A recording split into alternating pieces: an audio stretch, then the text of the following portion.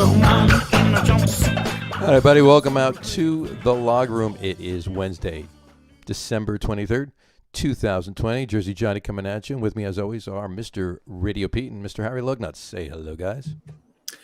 Hello. Hello, guys. He said hello, guys. And gals. And gals. Everybody. And how's everybody doing tonight? It's, it's good. It's good. There's a holiday, I think, approaching. Yeah. Under my tree is still empty. Yes. Which usually it doesn't fill up until the 24th. But at this point, there's usually a couple things under there. But I'm thinking going to be kind of scarce this season. I think a lot of it is definitely a little scarcer under mine as well. But today, before we even get to Christmas Eve tomorrow and Christmas Day on Friday, today is a holiday. It is Festivus, my friends. Here we go. Yes. Right there. Happy Festivus, everybody. That's right. I find tinsel very distracting. There was a Festivus poll in the George, wrestle your father. Did you see the cover right there? There's a Festivus poll going through the. Oh, nice. Yeah. Yes. Very nice. Yes. Speaking of tinsel, years ago, we still have some family friends who live out in New Mexico, and we went out and visited them around Christmas time a couple times when I was a kid, and they would put the tinsel on the tree. They would put the vacuum cleaner hose into the exhaust and then dangle the tinsel in front of the vacuum cleaner and let it go and blow it onto the tree. That's great. Pretty ingenious. Yeah, it was pretty cool. Tinsel is not fun. No. I find garland to be the slightly less annoying cousin of tinsel. Still annoying, but slightly less. That's right. Yeah. Yes. Yeah. Annoying nonetheless, but so I just thought of something. Tinsel would be a great name if you were a stripper. I'm sure it is. Tinsel Jones. What do you do for a living? That's tinsel. Just tinsel. No last name. No. Gotcha. So are we going to wait till later in the podcast, though, to talk about the airing of the grievances? Or maybe. Yeah. Festivus is caught on. It's without a doubt my favorite Seinfeld episode of all time because it's also wrapped in with the bagel strike. Yes. Oh, I saw somebody and the Two-Face, right? I saw somebody posted today that Festivus is actually an ancient celebration. It's actually a real thing. I didn't look it up to see if it's true. It's not invented by. It was not, in fact, invented by Seinfeld. It was invented by one of the writers for Seinfeld. Writers, yeah. Whose father actually invented it. Yeah. Oh, is that what? Okay. Yeah. So it's not based on like some ancient pagan festival. Yeah. No, it's a completely humorous take on, pretty much what Frank Costanza says in The Bagel Shop. Sure. Yeah. They did it in their family for years. They did it in their family for years, and then one of the writers was one of the sons, and he had mentioned it. He'd been talking about it. He mentioned it to Jerry, and Jerry's like, "We have to do this." Yes. So, that's where it came from. It's also the episode with the Human Fund, which is great. If you can get away with that as Christmas presents, that's I'm giving money instead of presents to the Human Fund. The Human Fund. Yeah. So, well, speaking of giving money for humans, football, the Giants. No. What do we? I mean, I know it's obvious with Colt McCoy starting this past Sunday. It's obvious. I don't think Daniel Jones would have made much of a difference. I don't think that's where I was. Their offensive line is back to not being able to block. They have no movement. I don't know. They just seem dead on offense. The defense didn't play terribly horrible. They're the Giants. They're going to win 5 games this year. They already did. Yeah, that's what exactly. So that's it. It certainly makes the. I hesitate to use the word interesting, but it makes the NFC East a bit more interesting with the Cowboys winning and Philly and like everybody's still in the mix here. It is literally still anybody's division. One of those four teams can win it. The Cowboys look the best as far as recent play. It's the most exciting division where everyone is 4 games under 500 in football. Right. This year. Yeah, exactly. So there's something to be said for that. The question I wanted to ask you guys is, with the fake field goals, because I hear two schools of thought on this week, listening to the pros and the pundits. One is, well, you got Colt McCoy, so you're limited. So now's the time to kind of open the bag of funny trick plays, and you might as well give him a shot because he's Colt McCoy.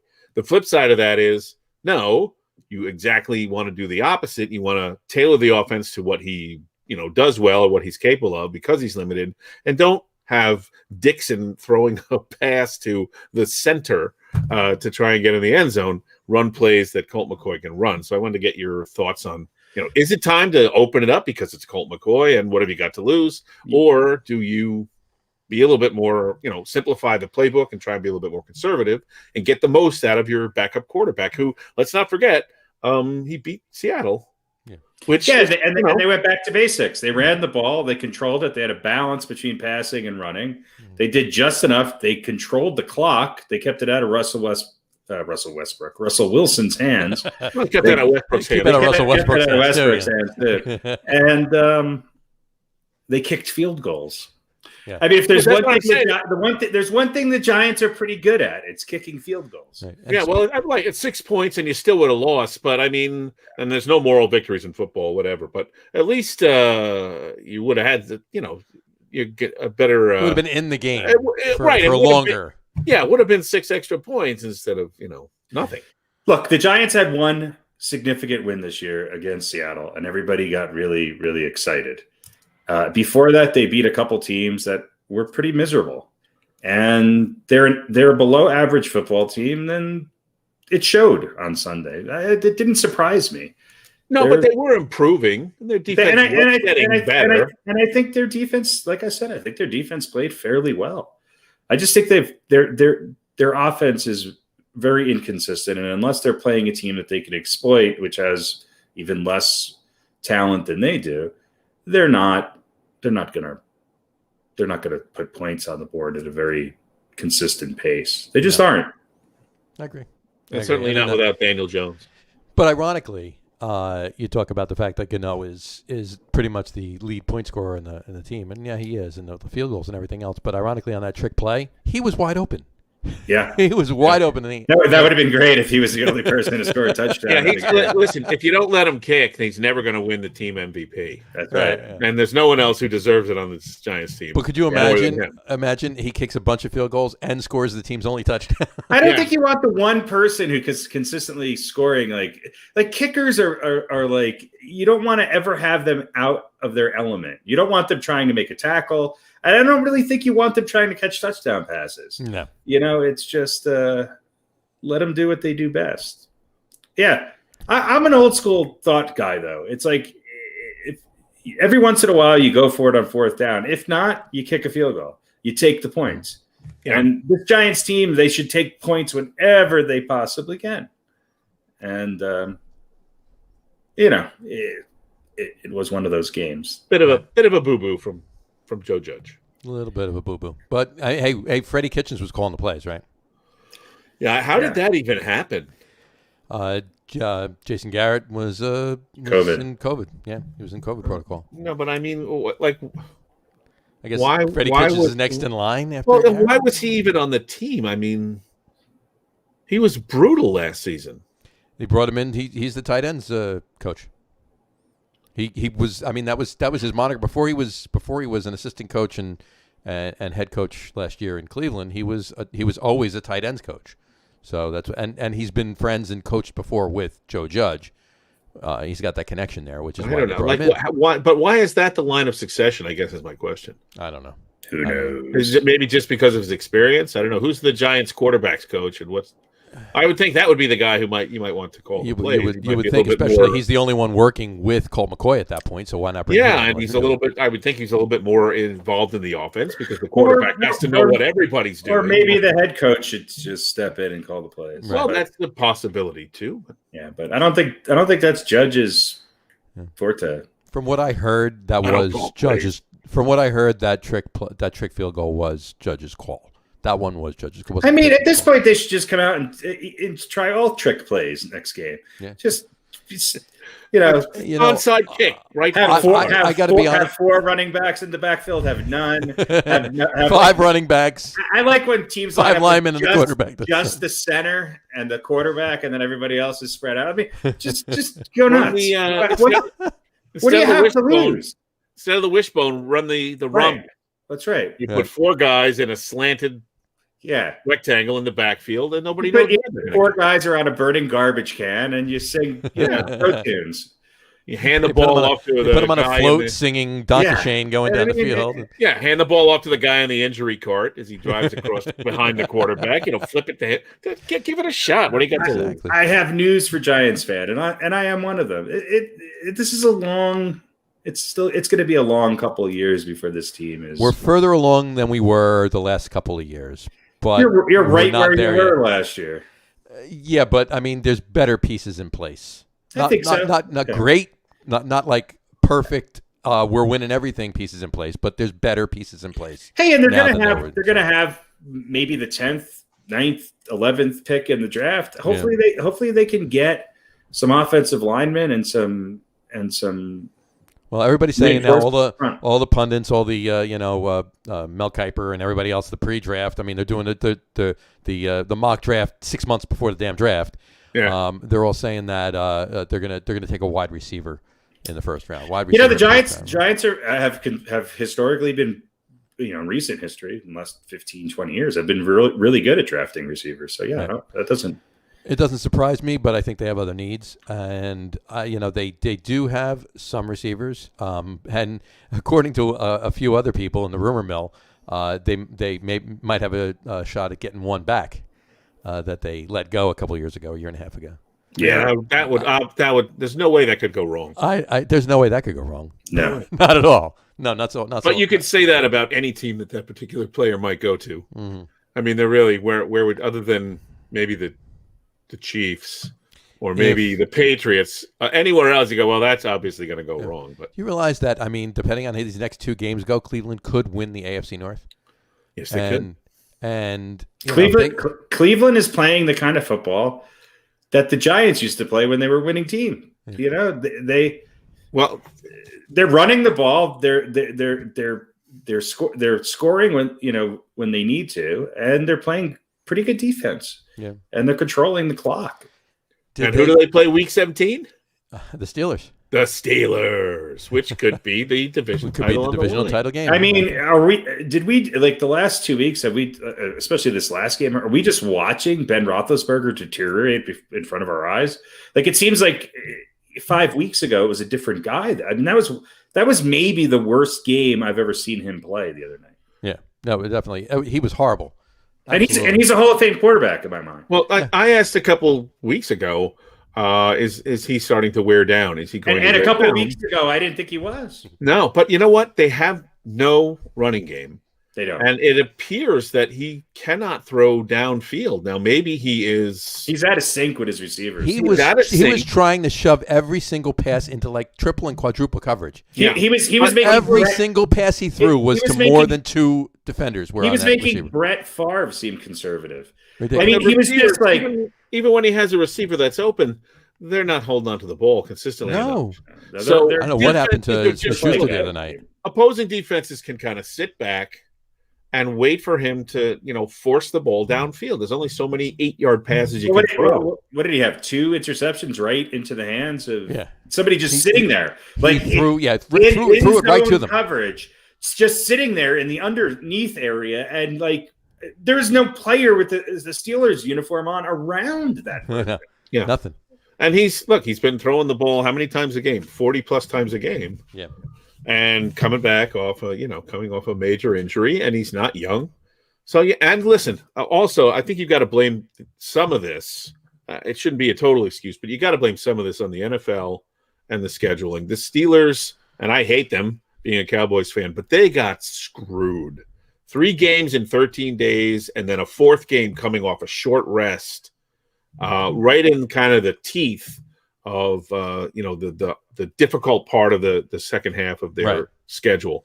They got, I mean, that's forced to take a half bye in week 4, I think it was, or whatever. Mm-hmm. But, they just again, it's not an excuse for everything, but you just can't put, and again, no training camp, all the caveats we put for every team. And then you're just running these guys through game after game. You're through 4 games in less than 20 days. 4 games in 18 days they played. Yeah, in 18 days. Now, that's going to take its toll, especially on, how old is Roethlisberger? 38. So I think that has something to do with it, because you can't come all the way back, and then you don't get a chance to come all the way back. They don't have another break. They won a couple close games against some decent teams and a couple good teams, but who were they playing as far as their out of division schedule this year? NFC East. Yeah. And the NFC East early on, when those teams were not doing anything, it's so. And you know what, though? They lost to Washington, and they almost lost to Dallas. Yeah. So, I'm telling you, Dallas is still the best team in the NFC East. When they decide to show up, they're the best team in the NFC East. Now, that's not saying much. It's like saying, I'm the prettiest girl at the pie eating contest. But who does Dallas play this week? Oh, no. Who does Dallas play this week? Dallas, because we know who they play in Week 17. Now, I mean, that could be a division title. Dallas plays the Eagles this week. Yeah. Okay, they might win that one. Mm-hmm. And then they play Washington the following week. They have 2 division games, the next 2 games. I mean, Dallas could very easily win out. Washington's also another team that you just don't know. There's some weeks when they look halfway decent. Dallas plays Washington plays the Eagles in Week 17. Dallas plays the Giants. Plays the Giants, yeah. Yeah. So I'm saying that's as likely a division deciding game, I think, as any at the right. They could both Giants and Dallas could both win or both lose. So I mean, if history is any determination, the Giants and Dallas almost always split. Yeah. It doesn't matter if one team's a Super Bowl champion and the other one team is right. Going 1-15. The one team they're winning is they just always split. John Donovan said, even when Barkley comes back, they need mute players on offense. And and then he said they need more players on offense, not mute. But I like the mute players. I don't mind the mute.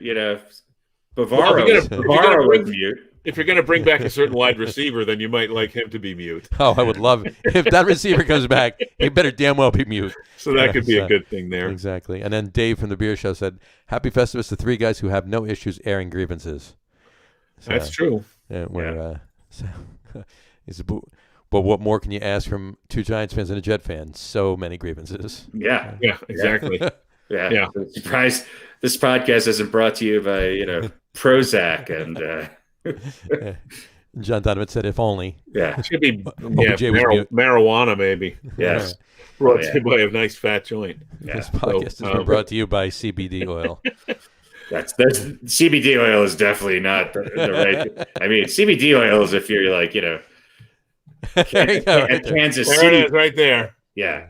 That doesn't help with being a Giants or Jets fan. Well, no, you got to be hitting the pipe while you're the bowl while you're it's not taking the CBD oil. So. No, it's not. It's not THC. It just makes you a little sleepy. There you go, THC oil. There you go. That's right. That's what you really need. This podcast is brought to you by THC. CBD. Vitamin THC. There you go. All right. So listen, the rest of the games I think were fairly predictable, save one. I mean, the Bucks beat the Falcons as they should, although not by a lot. And but then there was the one game in Los Angeles. Oh, I don't think I saw that. Well, you didn't see that one? I did like the Chargers beating the Raiders, though. The Chargers beat the Raiders. I don't know. Chargers.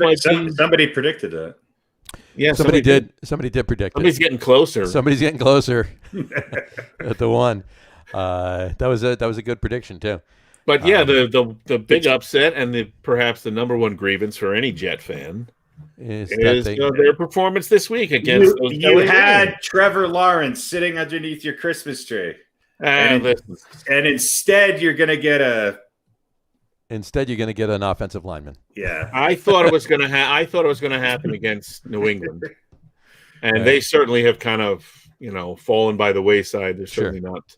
So I figured it was going to be Week 17, and that would be the ultimate heartbreak. This is pretty close to that, but you kind of, I mean, if you're a true, honest, longtime Jet fan, you had to figure in your heart of hearts this was not going to happen for them because they're the Jets. They're the Jets. So, and here's a grievance. It also screwed us up because we had that beautiful sounder that you and your son made.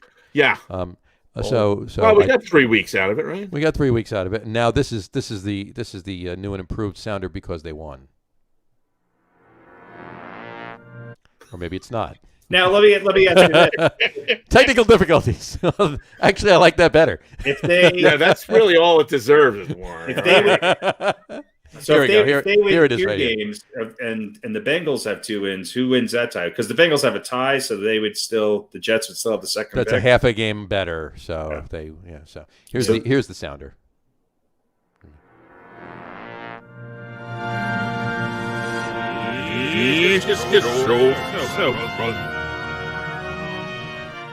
Sounds about right. Pretty much.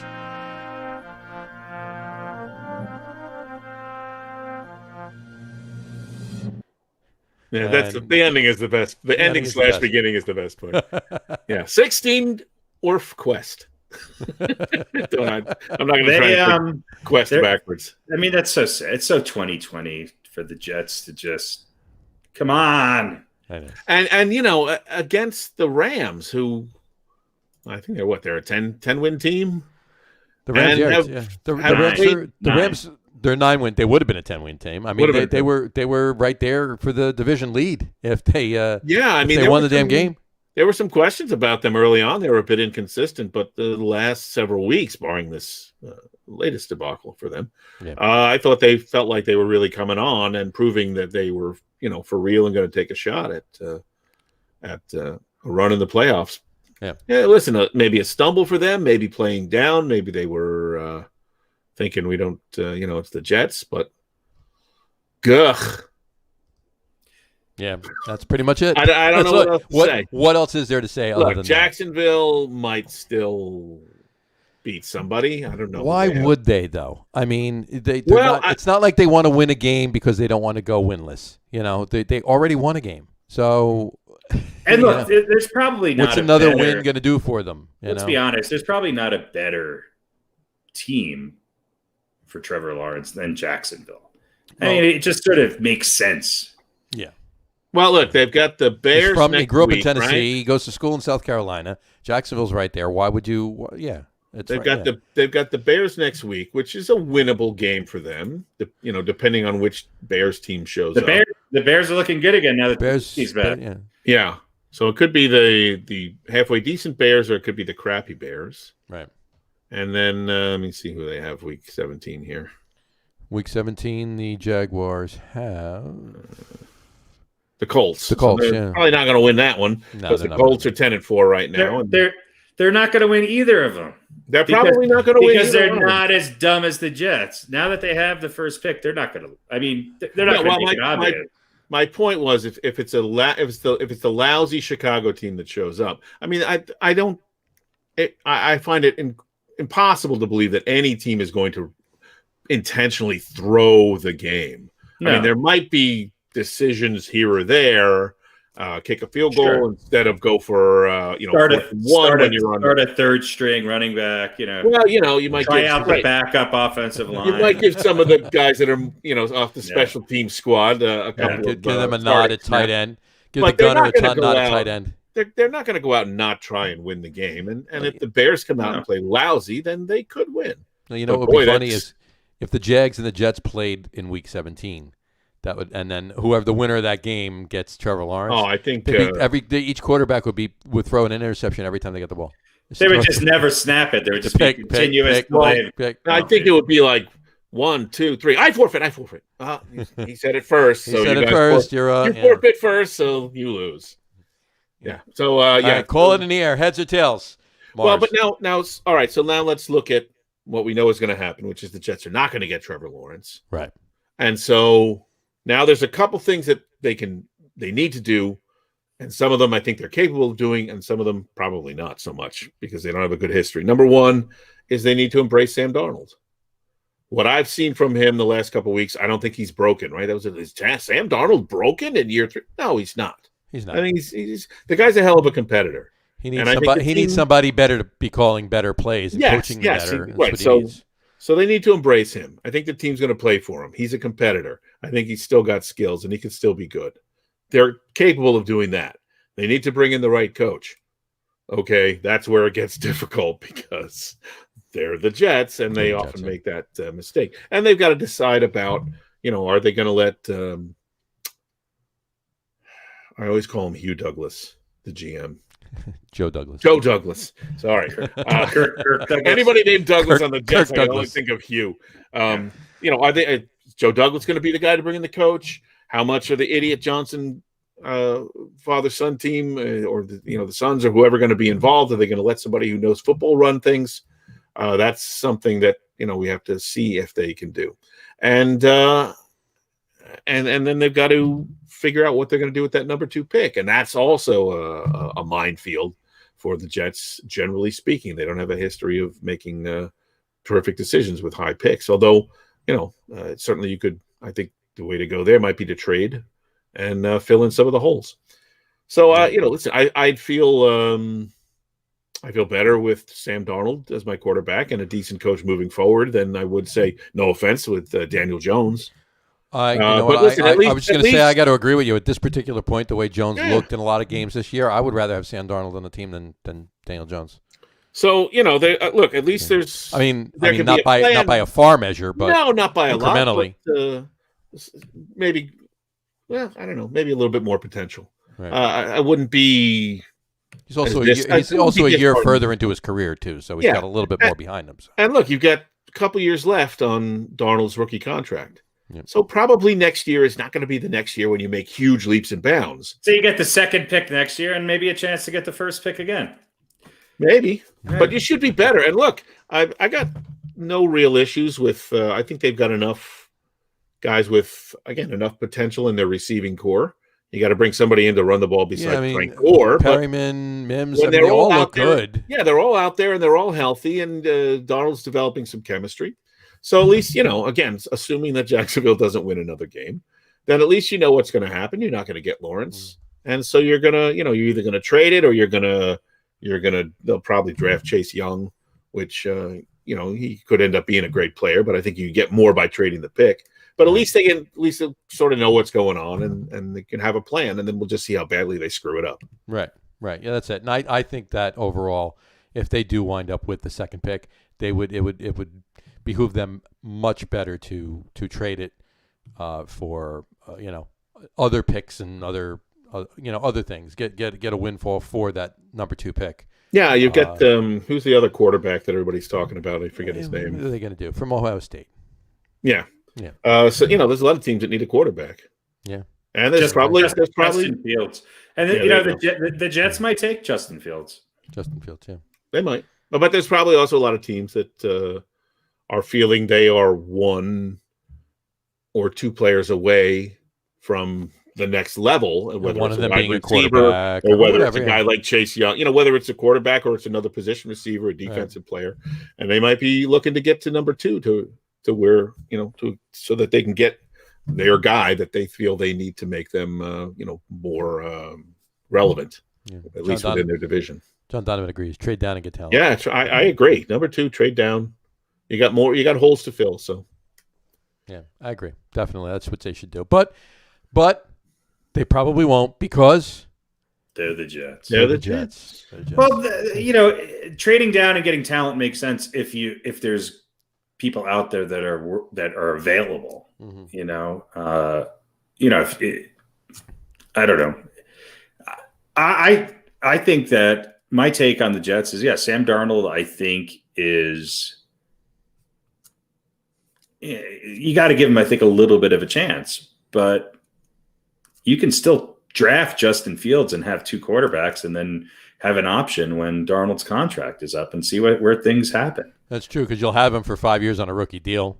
Yeah. So if Darnold's contract is up, if he's playing lights out, trade Justin Fields. Yeah, but And, then you're going to take the number 2 pick in the draft and have him sit on your bench for a couple of years and then trade it away. that would be a Jet thing to do, though. Or give him a chance to get the starting job. This is Well, true, too. assumedly he would have a chance to get the starting job. He might get it. If he plays well enough and better than Sam Darnold, then he's going to wind up being that person. They're gonna trade Darnold, and they're gonna tag Darnold and trade him, or trade him before his 5th year comes up, option comes up, and get something back for that, and then have Fields, which would also be a Jet thing to do. I mean, Penei Sewell, or however you say his name, the offensive tackle who's with Oregon. I mean, he's projected to go 3rd or 4th in the draft. Why not? I mean, the Jets could certainly use an offensive tackle. They certainly could. I wouldn't have a problem with if they're going to keep the pick with making a move like that. Yeah. Listen, I think it's really unfair the way Sam Darnold has been treated by the Jets. Yeah. He has had no consistency in coach, offensive scheme. It's like 4 guys now in 3 years.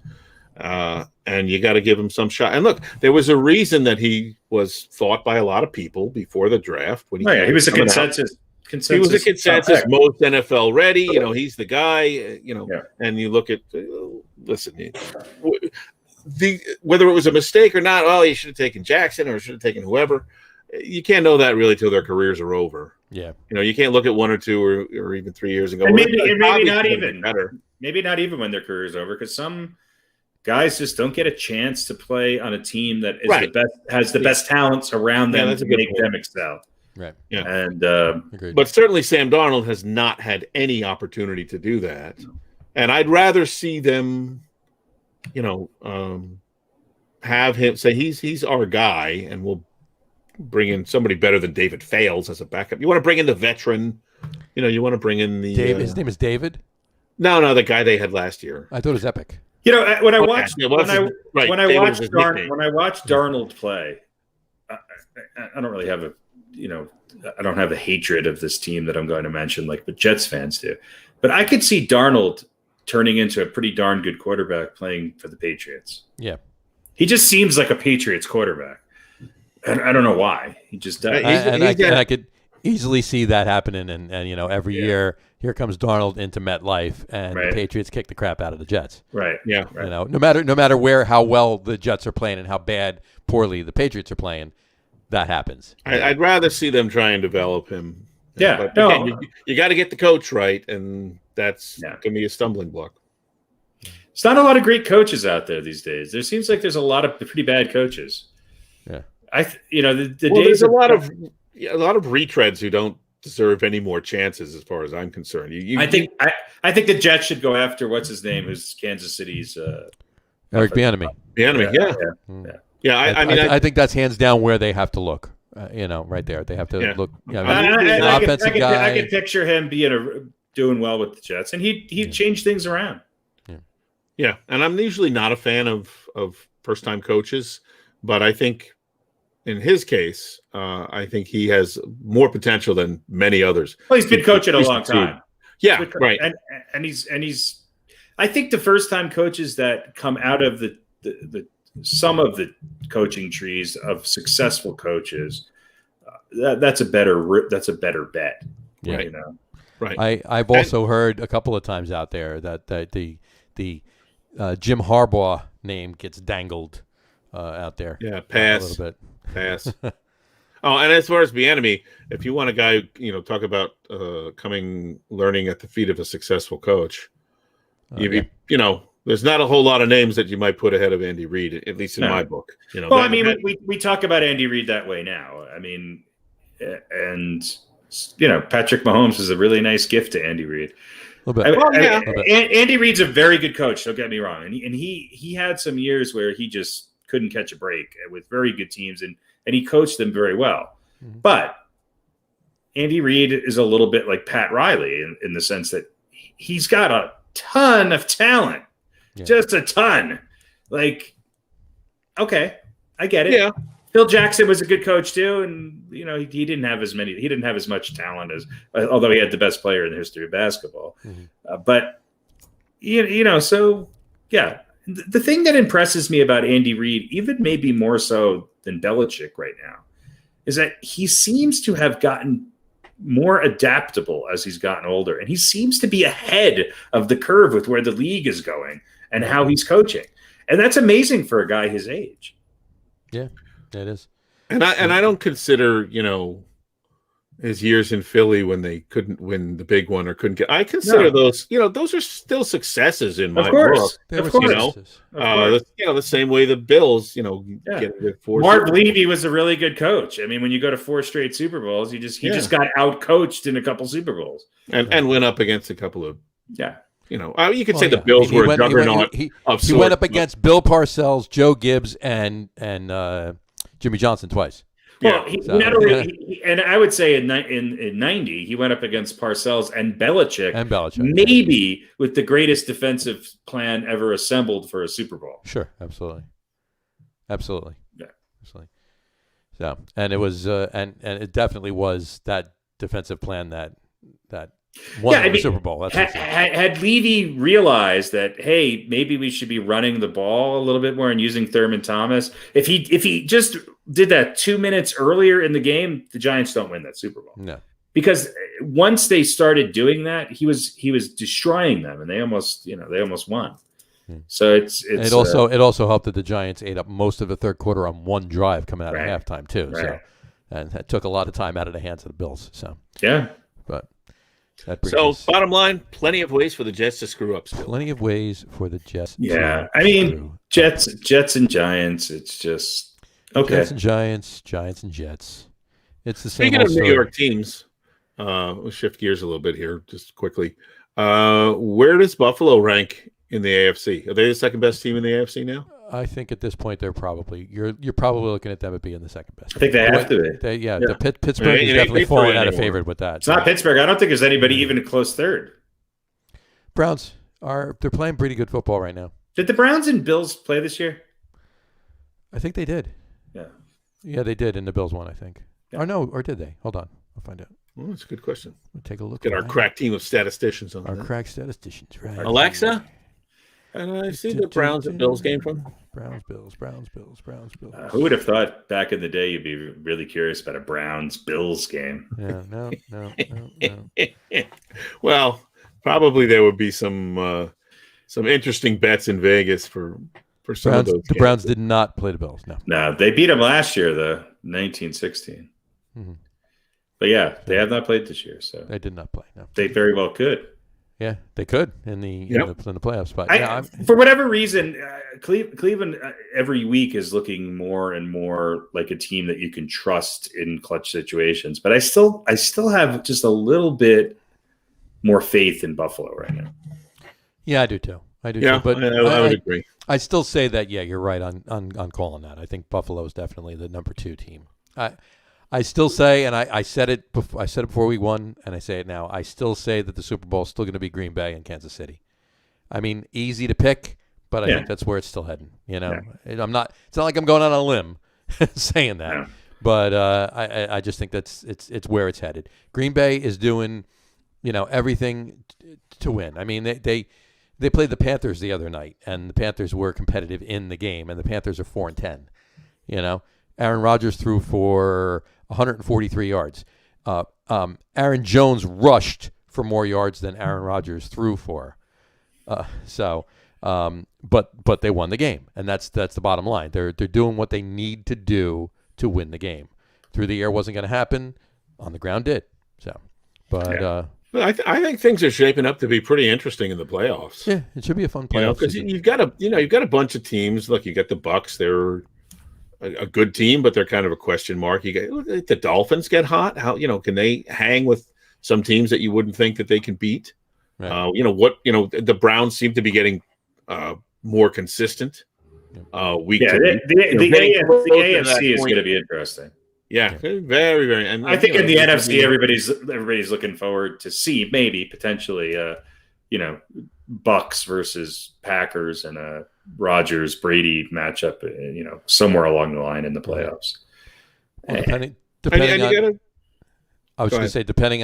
on where everybody falls in, it's probably going to be, Packers and Saints or Packers and Bucks. Yeah, you got to wonder we got to see what the Saints are going to do over the next couple of weeks and how They're so unpredictable. Well, how healthy is Well, Drew he Brees? wasn't. I think Daniel Jones was more healthy last week. Than 11 Brees ribs was they this said week. he broke at that. I think That was five. I think he's just rusty. Yeah. 5 ribs and a collapsed lung was. I mean, unless 6 more were broken and they didn't know it. I heard. I'm pretty sure I heard 11, but it might have been an erroneous report. When it first happened, I heard 5 and a collapsed lung. 5 ribs and a collapsed lung. Well, either way, like one broken rib. 5 broken ribs and 1 collapsed lung. There you go. Right. That's football. That's football, pretty much. Should we do some picks? Sure. Yeah. All right. Oh, and I got to pull up. You pull it up, and I'll play this. Beaten by the coin. Beaten by the coin. I'm sure I'll lose to the coin. No one wants to be beaten by the coin. Well, it looks like no one's going to lose to the coin this season. It would take a monumental effort. It would take a Jets-esque effort in picking to lose to the coin.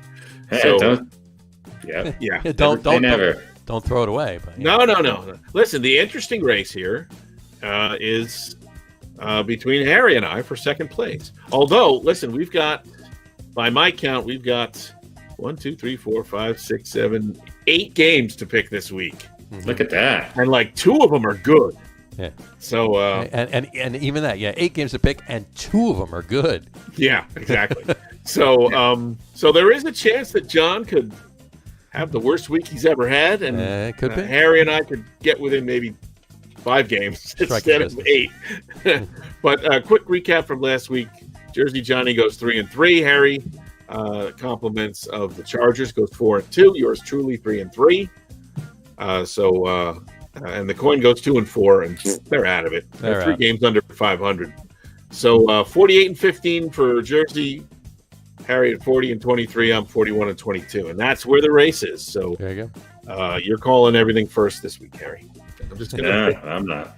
Now, listen, we got 8 games. Like I said, 8 games, so that could be fun. So let's get right to it, and we'll start with Minnesota visiting New Orleans. Minnesota visiting New Orleans on Christmas Day. Christmas Day. I want to point one thing out really quick. It won't take 2 seconds.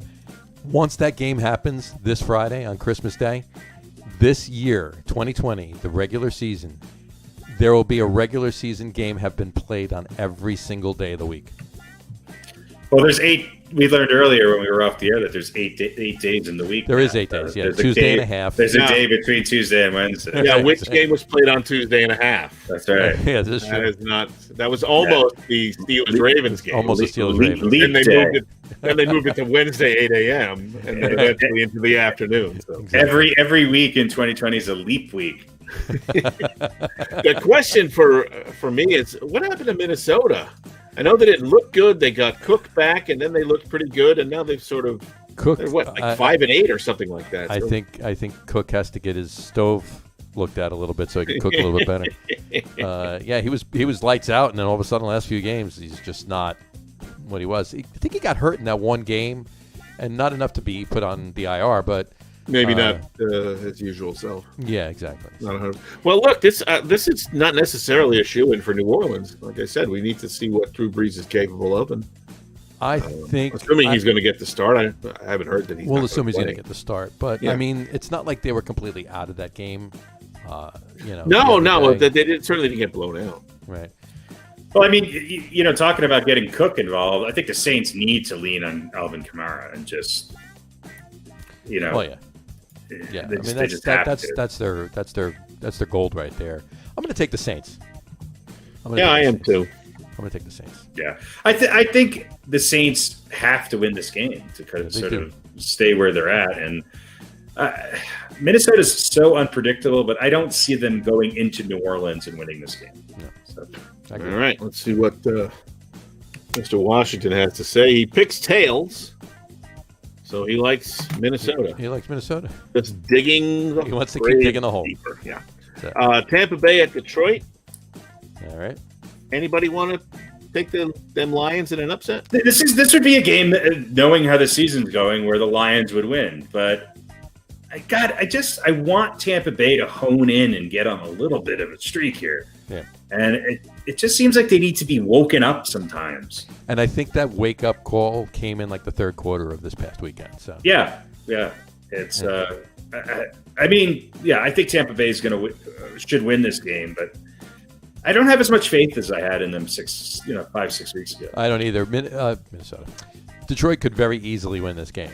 Maybe not very easily, but it's a possibility Detroit could win this game. I mean, they're not a bad team. They're just not a good team. And if the Bucks show up in Detroit like they showed up in Atlanta, things could happen. But I'm going with Tampa Bay.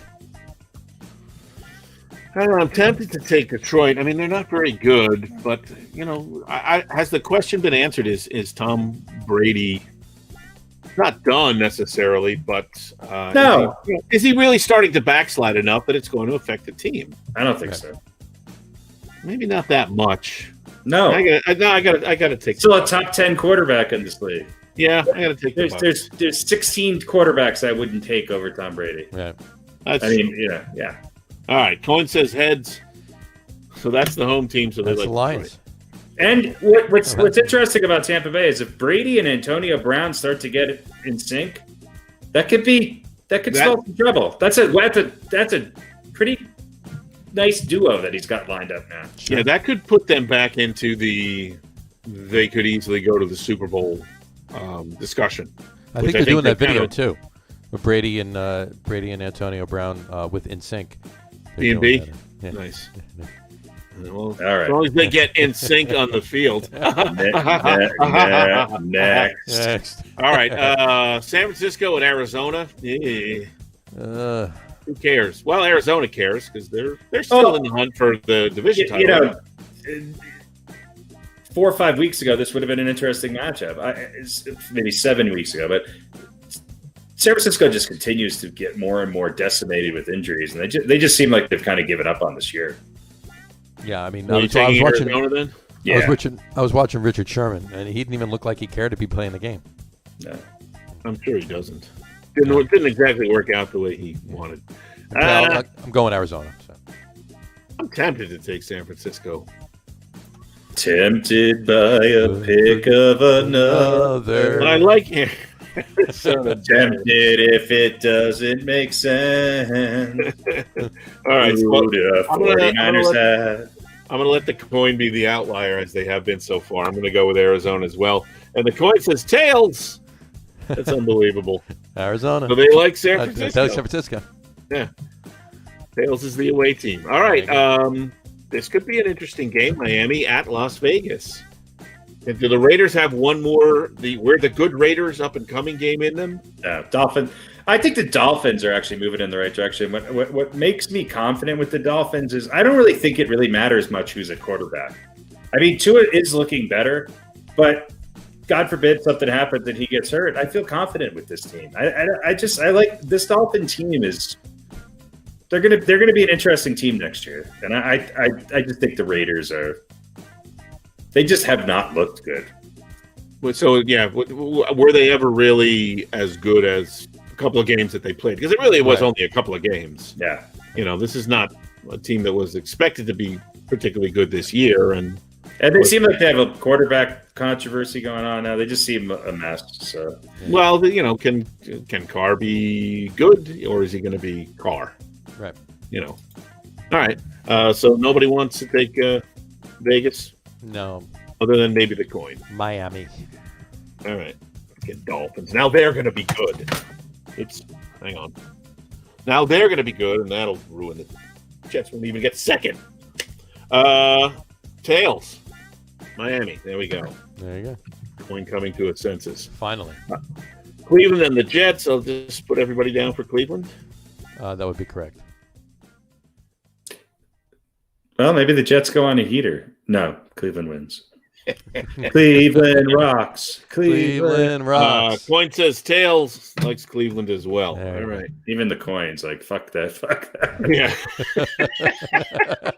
That ain't happening 2 weeks in a row. I'm too big. Everybody gets lucky at the bar one night a year. Yeah.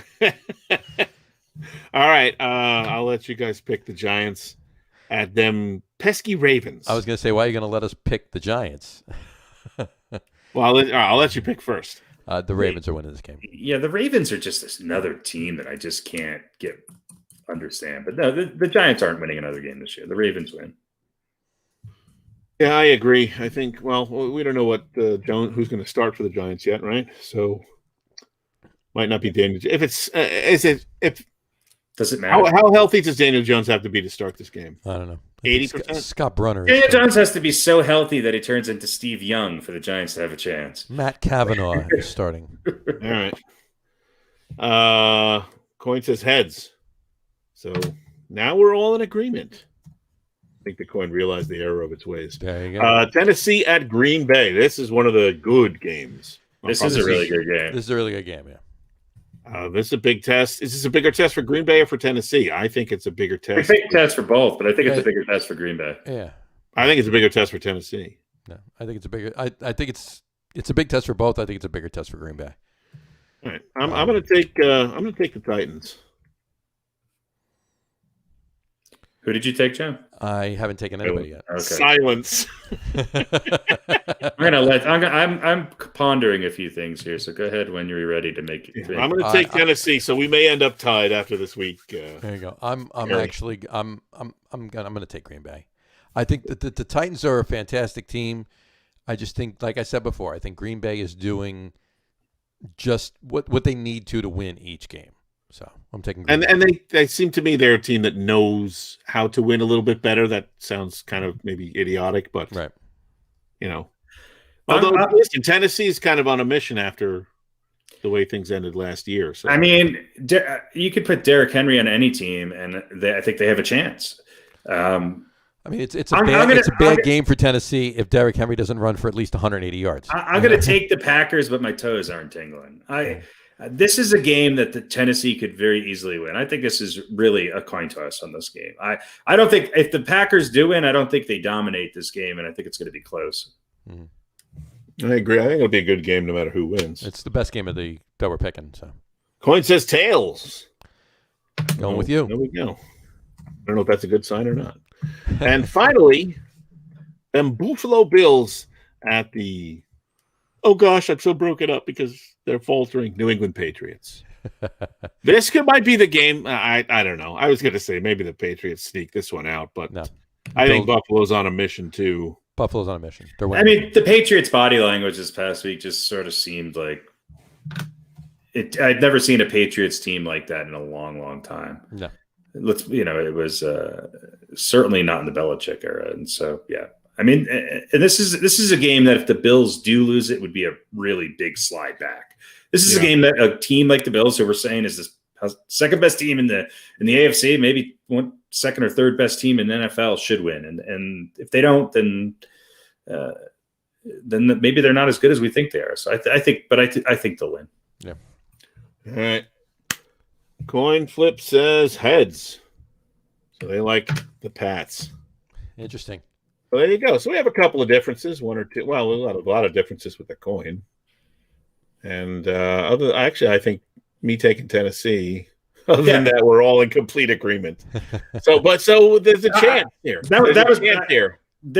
I felt stronger in my gut with Tennessee on that, but there's just something. I think the Packers are just starting to play enough good football to win this game. They should win this game. I would say probably my pick of Tennessee is almost a coin flip too. Right. I think they're a little hungrier, and I think Green Bay has shown a penchant for kind of sleeping on the job sometimes. I'm closer to being 50-50 on this than I have been on most games that I picked the Packers in. But yeah. I just think it's going to be a close game, and I'll take Aaron Rodgers in a close game over what Tennessee's offering up. Probably 9 times out of 10, you're going to be right. Agreed. Well, there you go. Hard to go wrong with Aaron Rodgers. There you go. There's our 28 picks for this week. There are 28 picks for the 16 games of this week. That's right. So there you go. All right. Shall we get into some top 10 action this week? We certainly should. Right. Yeah. And bear with us, folks, because we haven't actually decided who's going to do what yet. But I have a list here.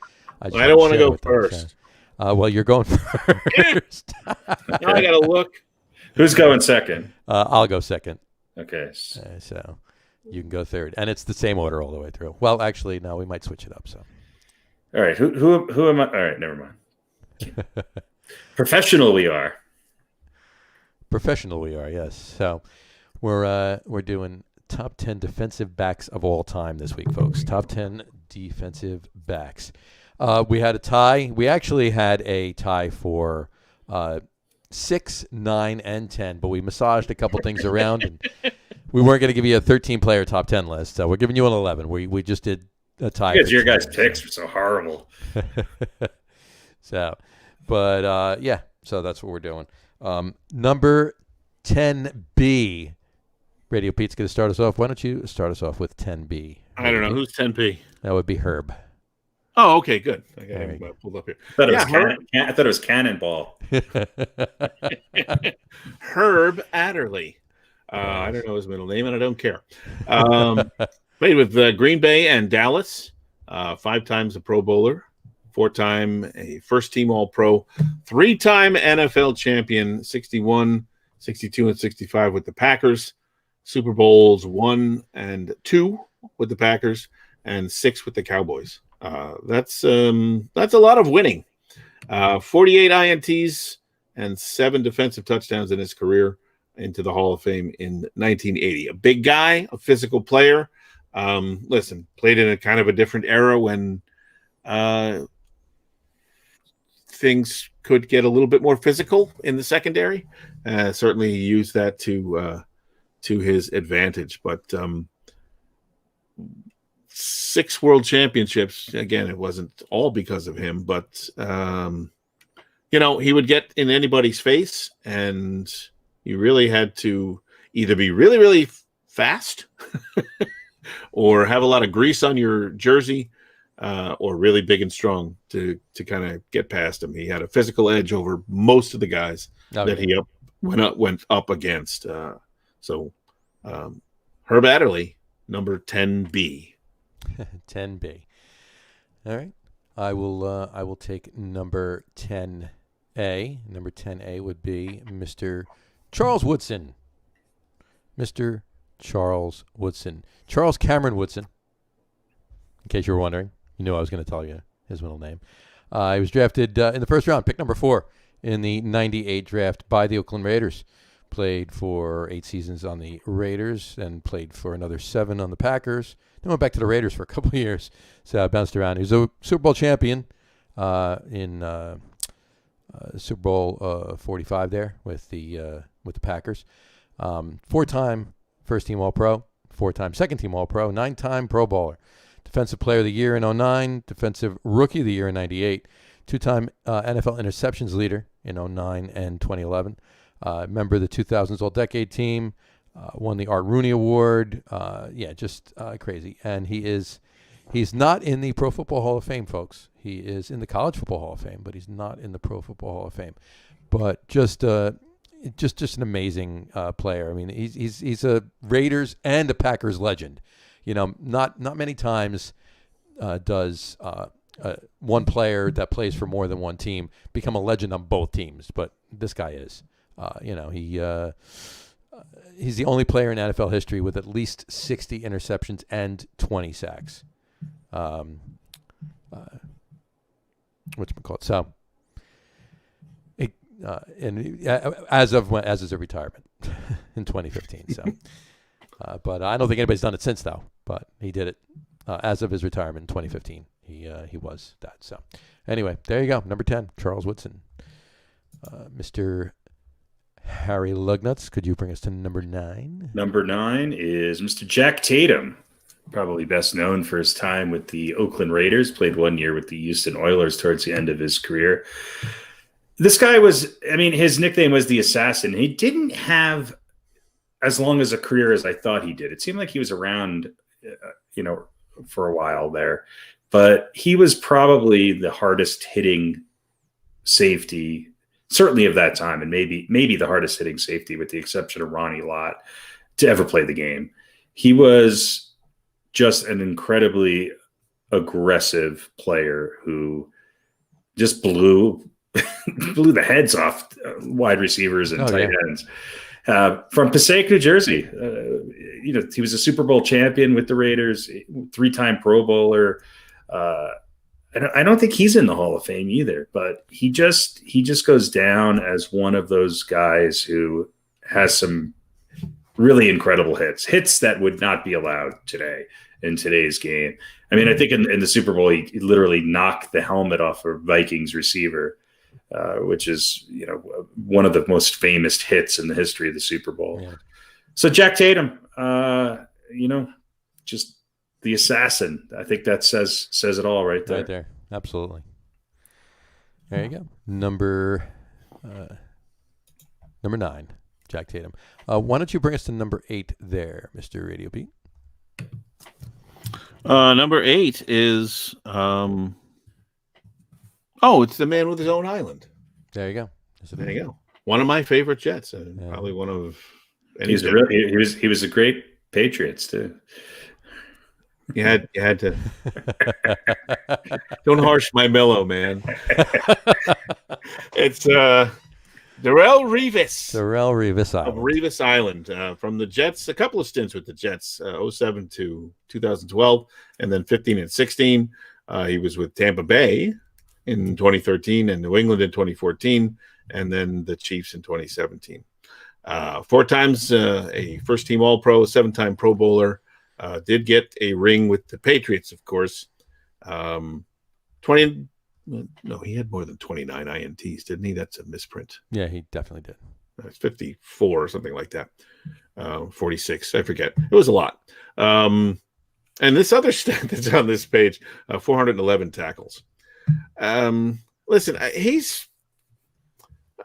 I had him on my list. You could make a case that maybe he didn't have the most impressive stats, but he was just a guy for years. You just didn't throw against him.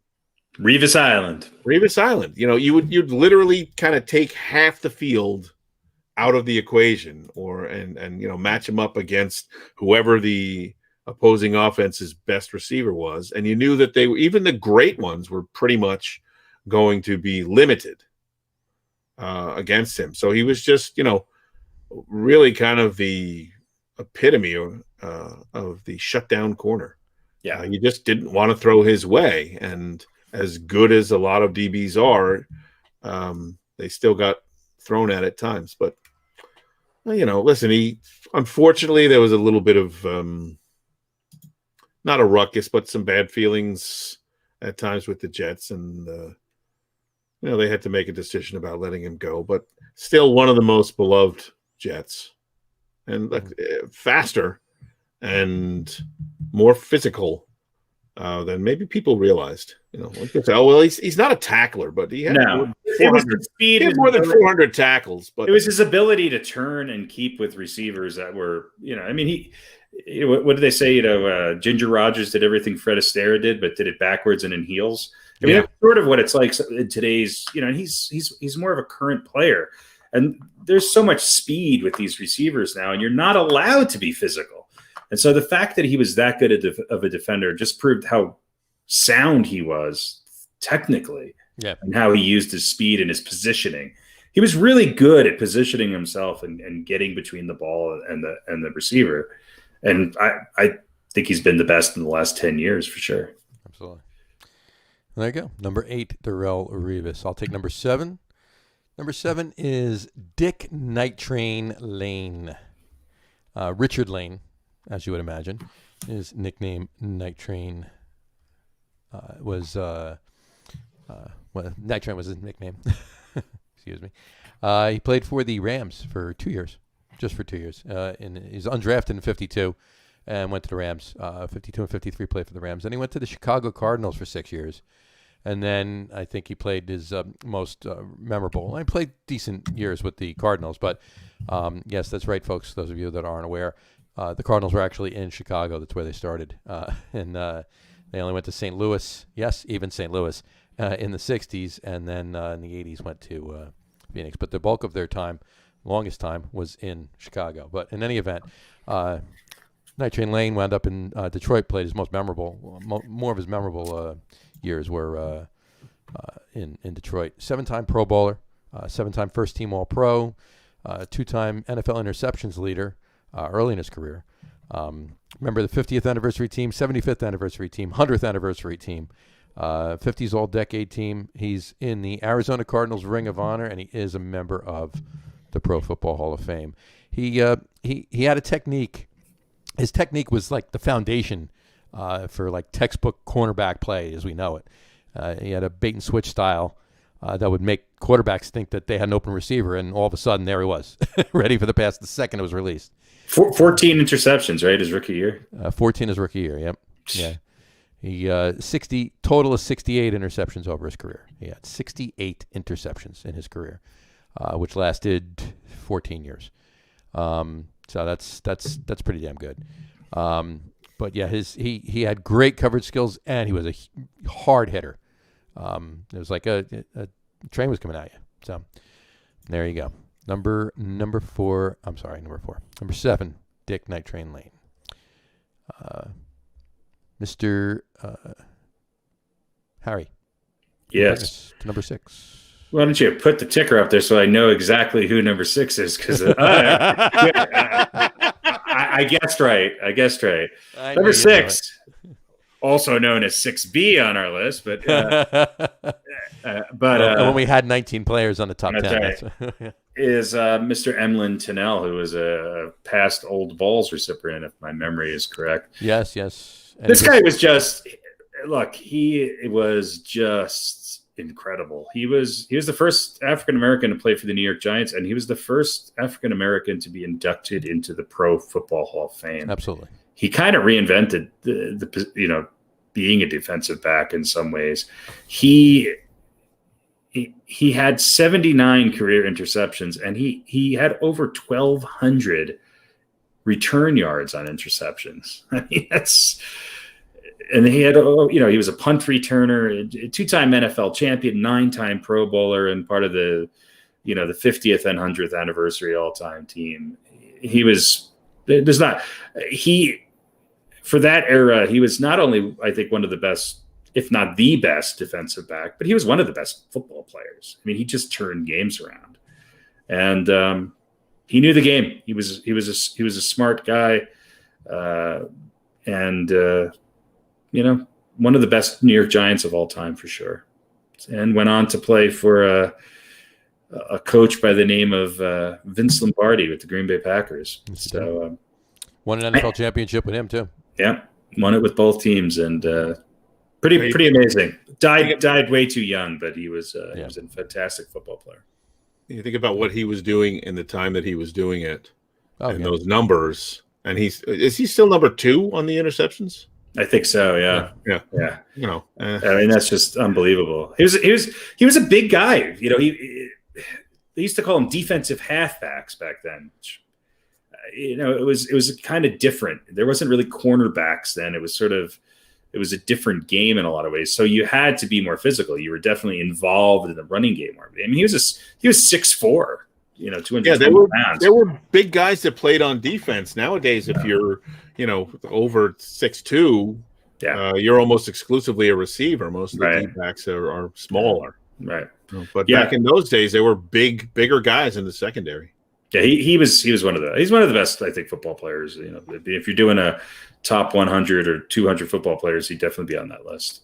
Absolutely. No, he would be. And he's on most of those lists. Almost every time they're doing a top 100 players of the 1900s or whatever, he's always there. And he's high up on the list too. It's just an amazing talent. Yeah, the Sporting News had him number 70 in the list of the 100 greatest football players. So I mean, Emlyn Tunnell, number 6B. I don't know. Number six for this list, but number six for the bullet. Number 6B in your programs, number 6 in your hearts. Nah. That's right. There you go. All right, Mr. RadioPete, why don't you take us to number 5? Is this the champ? That would be him. All right, Champ Bailey. First off, I'll just say Champ Bailey was a guy that I don't know if there was any. Well, obviously, fans who hated the Denver Broncos might have hated him, but Champ Bailey was just a great player, just somebody that I had a lot of respect for as a player, as an individual. And one of the best. Started his career with Washington in 1999, went to Denver and played there from 2004 to 2013. 2019 Pro Football Hall of Fame, 3-time first-time All-Pro, 12-time Pro Bowler, 12. 909 tackles, 52 interceptions, which is a pretty darn good number. And again, into the Hall of Fame in 2019. Never won a Super Bowl, but that is not something that would, I think, he was just too good to, that's not going to keep him out of the conversation, I think, of pretty much anyone's top 10. I mean, imagine adding him to the latest Broncos championship team and that defense. Oof. Yeah. I mean, he was the cream of the crop. I don't, for a number of years, I don't think there was literally not a better cornerback in football. No, for some of those years. He was the most dominant cornerback this century. Yeah. Yep. The old champ. Champ Bailey. That would be our number 5. I will take number 4. Number 4 will be Mr. Mel Blount. Melvin Cornell Blount.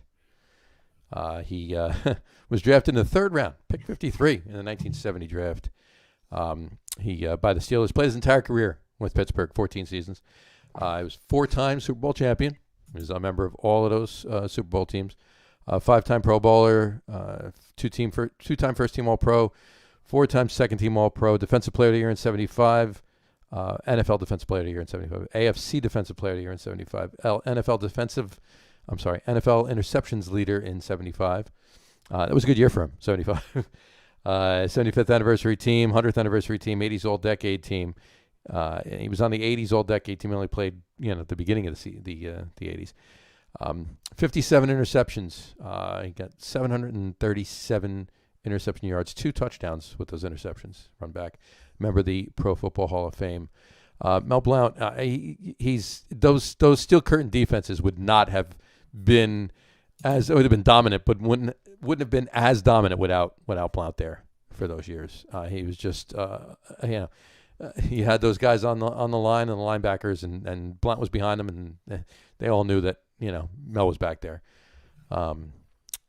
Just love to watch him play. Those Steelers 70s Steelers defensive units, insane. Just be so nice to have a time capsule and make them play the Chiefs with the old 70s rules, Right. Just have Jack Ham come out with all his elbow pads on, and anyway, they were insane. I would love to see that too. They should, EA Sports should actually pull something like that up. Just 1975 Steelers defense versus the 2020 Chiefs offense. Just their 2019, well, whatever you want to call it.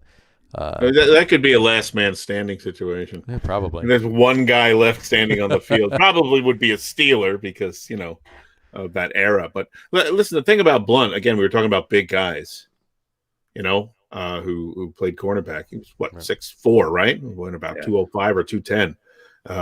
He would have been a safety today, maybe even a linebacker. I mean, I would say he would probably be a linebacker because of his fearsomeness. But he was when Mel Blount gave you the bump and run, he gave you a real bump.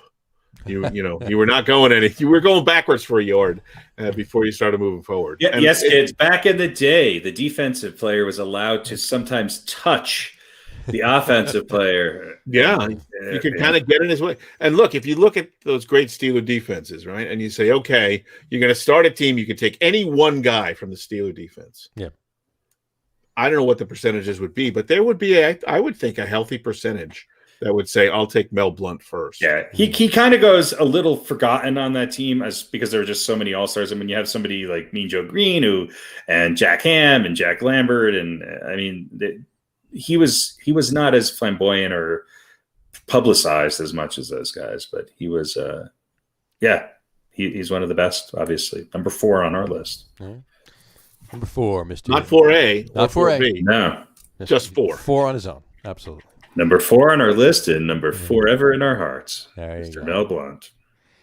All right, Mr. Harry Lug Nutz, why don't you take us to number 3? Number 3, who would probably tell you he was number 1, but Oh, he'll definitely tell you he's number 1. Mr. I saw him ranked number 1 on a couple of lists. As he's stealing your pizza. Yeah, stealing your pizza. Stealing your pizza. Mr. Deion Primetime Sanders, who, he was good. He won a Super Bowl with the 49ers and the Cowboys. Yeah. What was he? A 2-time Super Bowl champion, 8-time Pro Bowler, 6-time first team All-Pro, NFL Defensive Player of the Year in 94, 90s All-Decade Team. He was also a hell of a punt returner. Yeah. And, he's on the NFL 100th anniversary all-time team, 53 interceptions. Here's what's really phenomenal about him is that he had 10 defensive touchdowns in his career and 9 return touchdowns. He also had 60 receptions, and 3 receiving touchdowns. So he was one of these guys who was a triple threat in a lot of ways, and was just a great defensive back. He just couldn't throw his way. There were 5-6 years there where no one would. We talk about Darrelle Revis and we talk about other cornerbacks on this list. He was the one who really changed the game, where it was like you just don't throw towards Deion Sanders because he was that athletic and had that much skill, and he had the flamboyancy. He would make today's wide receivers, who you think are the most flamboyant people on the planet, seem tame. He was just, he was a personality. He was good for ratings, that's for sure. And I have.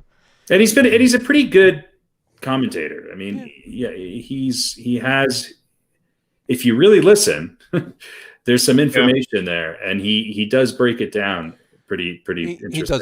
He does it pretty well. Yeah, once you kind of get past Deion, I mean, listening to him and Randy Moss talk about football is always like, all right, I gotta somehow find but that was for what's going on there. Look, I think you could make the argument that he may have been certainly amongst, or maybe the greatest athlete who ever played football. Well, he was a hell of a baseball player. He was a good baseball. He did everything, and he was a threat in so many ways. You're right. You just didn't throw to him, and you didn't want to kick to him. Well, they ran trick plays with him, and and he could do anything, and he was. You don't want to throw there. You don't want to punt to him. Yeah, I mean, he was a multiple threat. Not big on tackling. No. Again, he was the beginning of this new era of cornerbacks. Yeah. And so it's hard for me to say that he's the best cornerback of all time, because I think that position has changed. But within the last 20 years, 15, 20 years, or maybe even longer now, 30 years with him. 30 years. Since that position changed and since the rule changes, there's been nobody. I mean, I think you talk about him and Darrelle Revis. Some of the other guys on our list were kind of a little bit, Champ Bailey would certainly be up there, but he's probably on most people's list the best cornerback of all time, because he sort of was one of those guys who was part of reinventing that position, and he took it to another. He did. There was you never saw the safety creeping over for double coverage when Deion Sanders was on. He didn't have to. Never. No. And that's what made both of that 49ers team that he was on and the Dallas teams. It gave them an advantage that you just don't see very often. I tried to. I was hoping that would fall into Pete reading him, because of course. No, it's okay. Dallas, I don't have to have every Cowboy. But you know what? I put up the pictures too. I put up there. I figured you'd like this one, right? But you wouldn't want him in that picture, right? He was great on the Falcons. Yeah, he was. Yeah. So then I figured, okay, maybe you'd like him better in the San Francisco. Yeah, sure. Yeah, but did you have one of him in a Jets uniform? No, but I got one. I got this one. See, that's maybe the best one of all. Look, here's the thing about Prime. For all the bluster, here you go. Here's your picture. You know him so well that it's just Prime, huh? First name basis. Half a first nickname basis. We haven't talked in a while, but we still exchange holiday cards. The thing about Primetime was he delivered, for all the bluster and all the talk and the jewelry and all. I mean, if you go back and look at clips, it was just crazy ridiculous. Oh, of course he delivered. But he delivered every time. It wasn't all but talk. we love sports figures like that. I mean, Joe Namath, Reggie Jackson. I mean, the list goes on and on and on. When players like that can deliver, most people love it. Yeah. If you talk the talk and then you walk the walk, you will be loved. You will be. I mean, he's definitely the opposite of somebody coming up on our list here. Maybe the next two on our list. Yeah, but probably both of them. Actually, both of them. Yeah. So, all right. Well, there you go. Number 3, primetime Deion Sanders. All right, Mr. Radio Pete, why don't you bring us to number 2? Well, let's talk about number 2. Best known, of course, for his time in Pittsburgh. It's Rod Woodson. Second Woodson on our list. Yeah, the second Woodson. Woodson on, and the slightly better of the two Woodsons, I would say.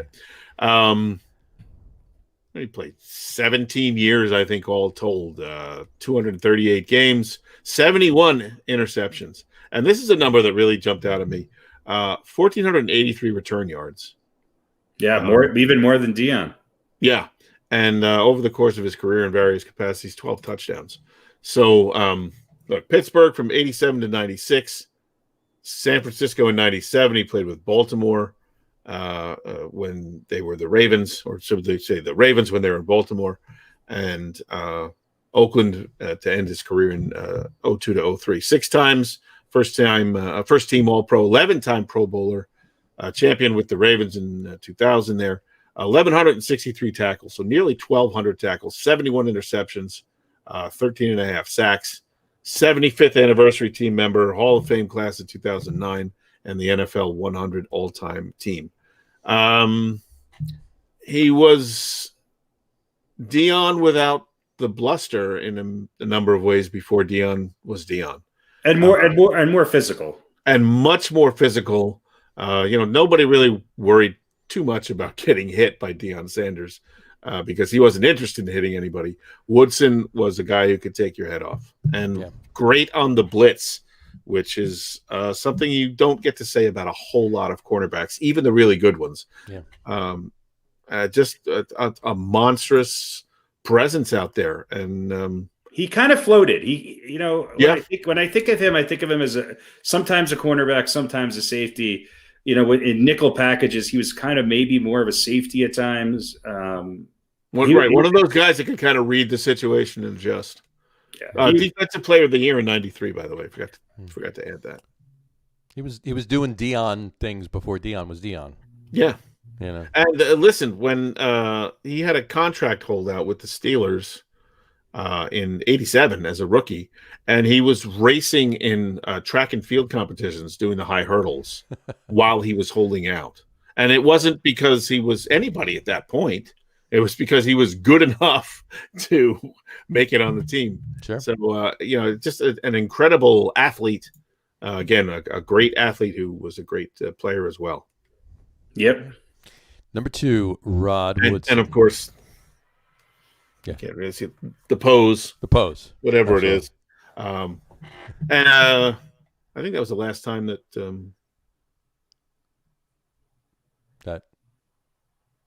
never mind. I'm probably going to say something that's wrong, so I'm not going to say it. All right. Come on. Say it anyway. Why not? Nope. Just deny it. I've already done that 4 times. You can deny it afterwards. There's no facts. I'll edit it out if it's No, you're not going to edit anything. You think this is a factual show? He was also the first champion of Dancing with the Stars. We just told everybody that it was 8 days in a week before. I mean, I know what you're talking about. Well, yeah, but no one can really check that. That's true. No one can fact check that fact. Right. Oh, jeez. Number 2, Rod Woodson. All right. I'll take number 1. Number 1 was number 1 on all of our lists. Number 1 was number 1 on all of our lists. Mr. Ronnie Lott. Mr. Ronald Mandel Lott. I think he's related to Howie. Not sure, but Ronald Mandel Lott. Ronnie Lott. He was drafted in the first round, 8th pick in 1981 by the 49ers. He played 10 seasons for the 49ers. Then he played a couple years for the Raiders.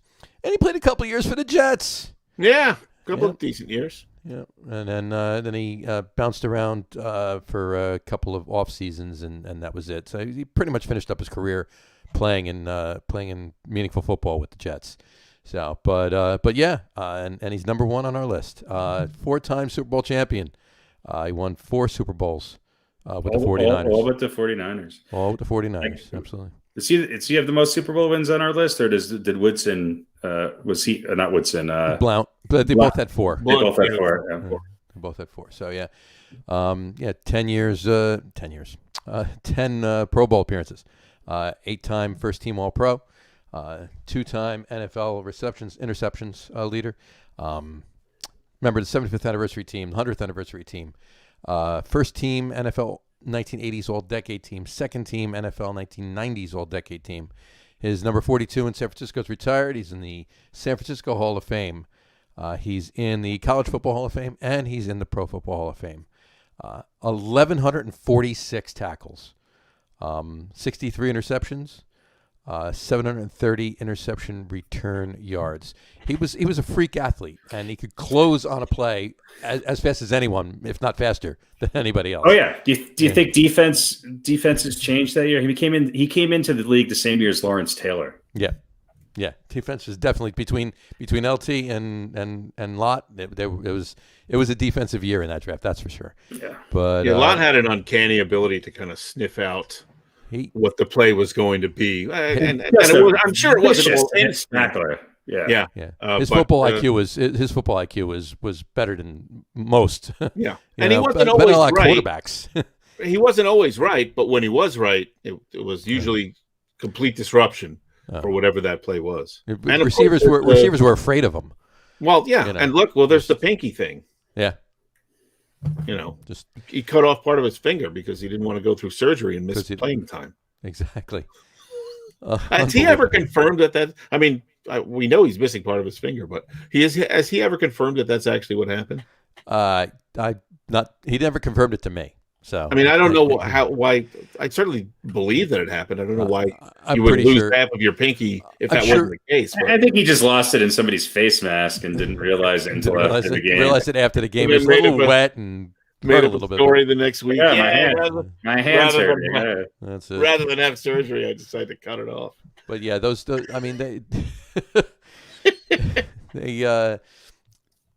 receivers. A quarterback went over the middle to a receiver. That receiver knew damn well he was getting laid out by Lott. It was, he was a monster, and rightfully so. He was just insane in that secondary of Frisco. And I mean, he was still playing great for the Raiders and for the Jets.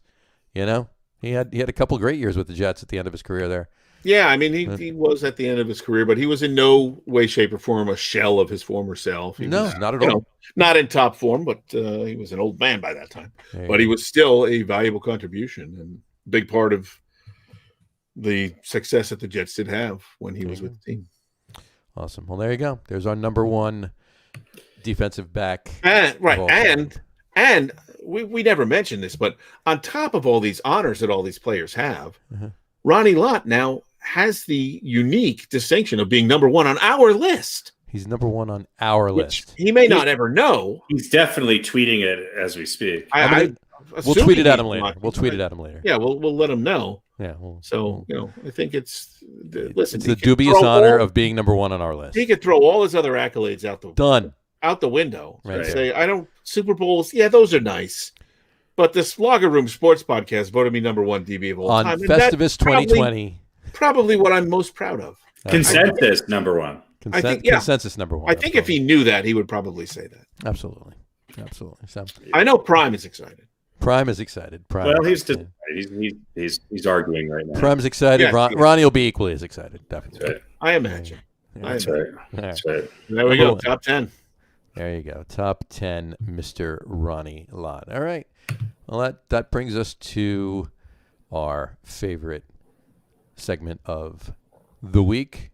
That would be, what would that be? Do you know what that'd be? I hope you do. Hope the engineer knows what it is. Oh, I know what it is. That would be this. Oh, balls. There you go. So why don't you tell us who this week's Old Balls is there, Mr. You Harry? know, for the first time since we started doing this week we have a pair of balls. And a pair of old balls. And the reason for that is that I think these two guys, you know, if we did a top 15 or 20 list, these guys, one of these guys, maybe both, would have been on that list. And when I think back to the late 70s, early 80s, and defensive backfield tandems, I don't think there was anyone better than Lester Hayes and Mike Haynes. Now, Mike Haynes was probably the better overall player. He was a 9-time Pro Bowler. I think he had, over 60 interceptions. Maybe not quite that many, but 46. 46. Okay, so but they together, Hayes and Haynes were just so dominant. And Lester Hayes is probably more renowned or more known throughout history because number one, he was referred to as the Judge and Lester the Molester, just because of his coverage.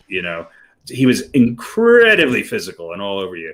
And also because there was a rule instigated because of him outlawing the use of stickum. This guy used so much stickum. He just basically, stickum was this product that you basically put on your hands to help you with the grip.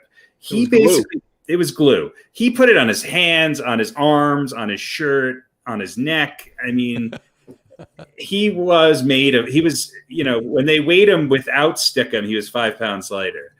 He was a hell of a player at that time. He was just one of the best at the position. And, 2-time Super Bowl champion with the Raiders, 5-time Pro Bowler, NFL Defensive Player of the Year in 1980. And there's some argument that, maybe the stickum helped him because he led the NFL with 13 interceptions. And I think, his interception numbers obviously dropped off after he could no longer use the stickum.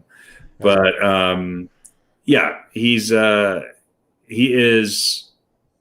I just think these two guys were two of the most interesting. And if you look back on those Raiders teams, they were just a bunch of characters, and these guys were definitely two of the more interesting. You kind of had the straight guy with Hayes and the rambunctious pre-Dion nut job. I think he once called himself he was a big Star Wars fan, and he once called himself the only real Jedi. So there you go. This week's Old Balls. First pair of balls. First Mike Haynes and Lester Hayes. Haynes and Hayes. Haynes and Hayes. And they were a precursor to Revis and Cromartie. Right. They really were. Ways, Yeah, but, although they had less children. They did.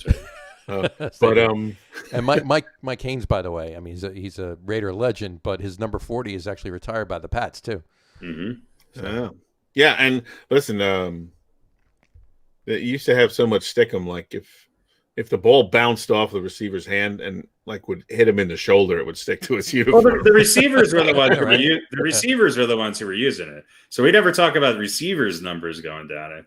Because wasn't it Biletnikoff or somebody who turned him onto it? So anyway, I think so. Yeah. It doesn't matter. But still, you're right. He was doing more than putting a little bit on his hands. It was if the ball touched him anywhere on the top half of his body, that ball was basically going to stick. But he was literally all over you like glue. I mean, But I don't think there's anyone who covered people more closely. Like he was on you at the line of scrimmage, and you never got separation from the guy. Yeah. Yeah, he was in position to get a hand or an elbow or whatever it was on the ball in the first place. And those guys in particular, they put the dagger in the heart of a couple of Cleveland Browns teams. Yeah, they certainly did. Nemesis of a lot of good football teams. There you go. This week's Old Balls. Old Balls. All right. And there you have it. Not much else. I mean, NBA started. There's not much going on in the world. In the world, there's not much. Well, I just want to say, I'm excited about the Nets looking good. Well, yeah, I was just going to say there's not much going on in MLB. I mean, we're pretty much where we were last week as far as any hot stove conversation goes. Yeah. Other than the fact that the Mets reached out to DJ LeMahieu, but I think that's just just because they had to. I don't think there's anything that the Yankees should be worrying about on that one. You worried? Harry?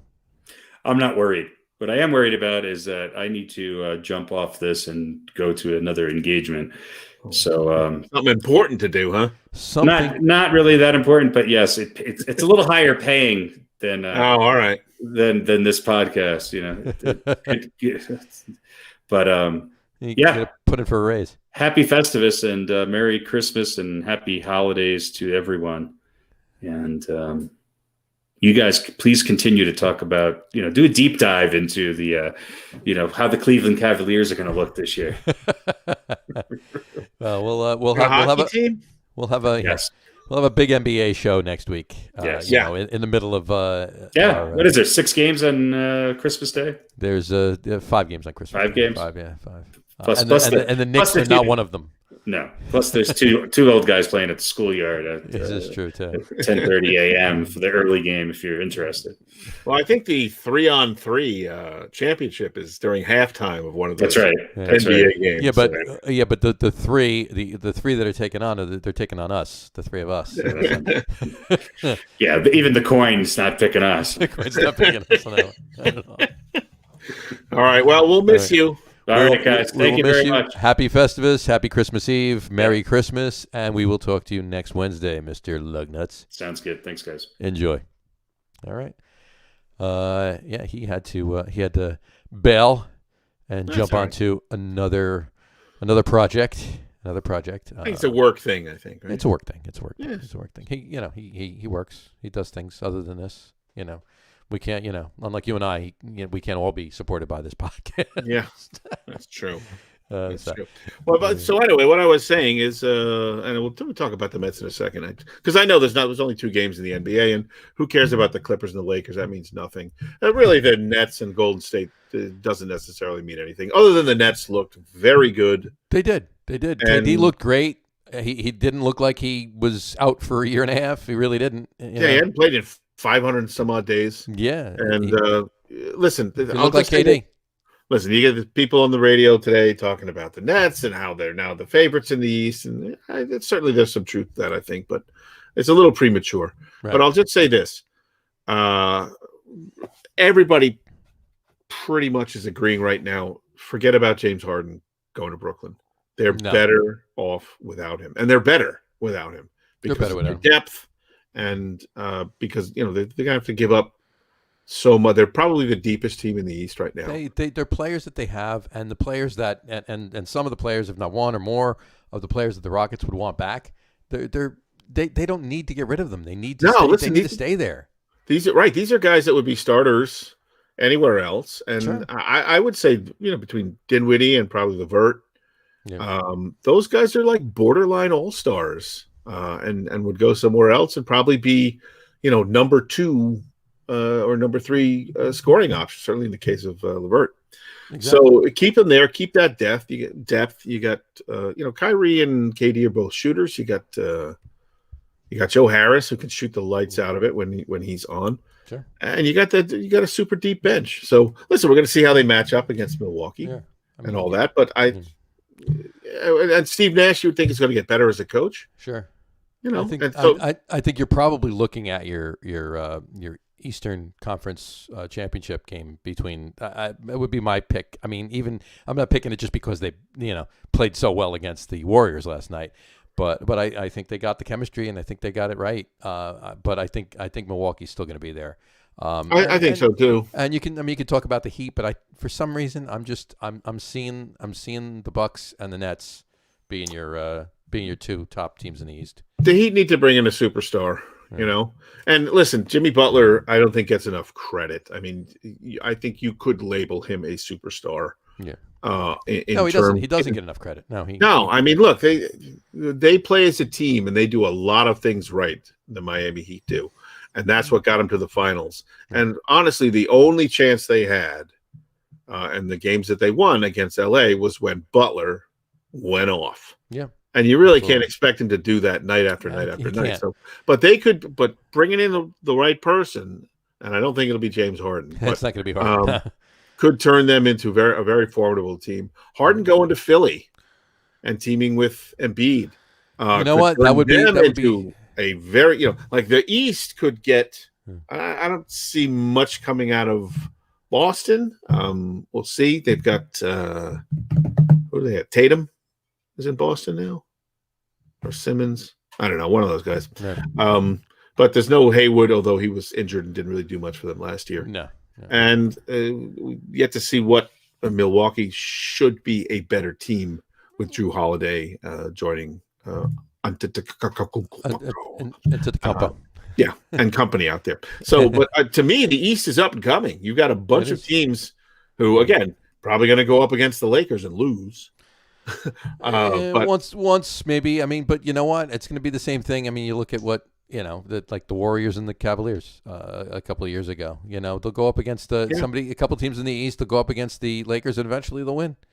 And eventually the Lakers will tail off, and eventually LeBron will retire. But it's a matter of when. But not for another 6 years, at least. Yeah, but the Nets are. I mean, last night's game, Durant had 22 points. Kyrie had 26 points, and LeVert had 20 points. Between the three of them, they had 68 points. Yeah, they had 48 in the first. And look, 48 in the first quarter. Yeah. And Golden State is not the same without Klay Thompson. They're going to be around, but I don't see them being particularly formidable out of the West. There's only so much that Curry can do. You know what those numbers say to me also is spreading around. It's not like Durant needs all the baskets, and Kyrie too. I mean, they gave it to LeVert as much as they shot themselves. Yeah, and again, Harris is a pretty good shooter, but Kyrie and KD, those are the shooters. Yeah. So you don't need to surround them with other guys that are known primarily for shooting. You can put some defense in there. Put some D in there, absolutely. So they're a very well balanced, very deep team. I'm excited. And we'll, as we always say, as long as everybody stays healthy. Right. That goes for any team. But the West is also, the Lakers are going to have a little more. Denver is up and coming. Denver's up and coming too. Portland is a team that you're going to have to watch out for. Yeah. The Mavericks, we're going to see what they might be ready to take a next step. We're going to have some good basketball this year. We are. Yeah. I think it's going to be a very exciting NBA season. And you know what? I got to tell you, this is the first time, and I may be speaking too soon, and I'm sure a week or two I could very well be taking this back, but. I'm not, and make no mistake, I'm not saying it how it's going to come out, but I'm excited to watch Knicks basketball this year. And I'm not excited to watch Knicks basketball because I think they're going to win. They're going to be formidable in the East. No, I'm excited to watch them because they're going to play decent basketball. These kids are pretty good. Toppin is, I think, the right pick. Barrett's playing, decent ball. I mean, he wasn't, He's going to get some help. Yeah. What did he have last year? Nobody. Exactly. But everybody and Thibodeau's bringing the defense. It's going to be interesting. They're going to be a team that okay, the next game's on. I'm going to watch that. It's going to be decent basketball finally to watch in the Garden for the first time in 8 years. At least. Well, look, I think if Thibodeau is able to exert upon this team his game plan and his, to get them to buy in to what he's selling, then the Knicks are going to be a team that other teams are not going to want to play. Right. Not necessarily because they're going to win a lot of games, but because they are going to dog you and they are going to tire you out and they are going to be relentless defensively. And that you're going to go to war with the Knicks, even though they're not the most talented, right. but they're young, right. and fresh. And I think with Tibbs in charge, again, if they buy in, they're just going to be a team that is going to be going after everything, diving on the floor into the stands, going for every rebound, pushing it all the time, relentless. Right. And they're not going to be a team. Maybe they'll lose 2/3 of their games or more, but they're not going to be out of the games that they're losing. Yeah, I think blown out. They're going to be competitive in all of the games they're going to play. I think to some degree.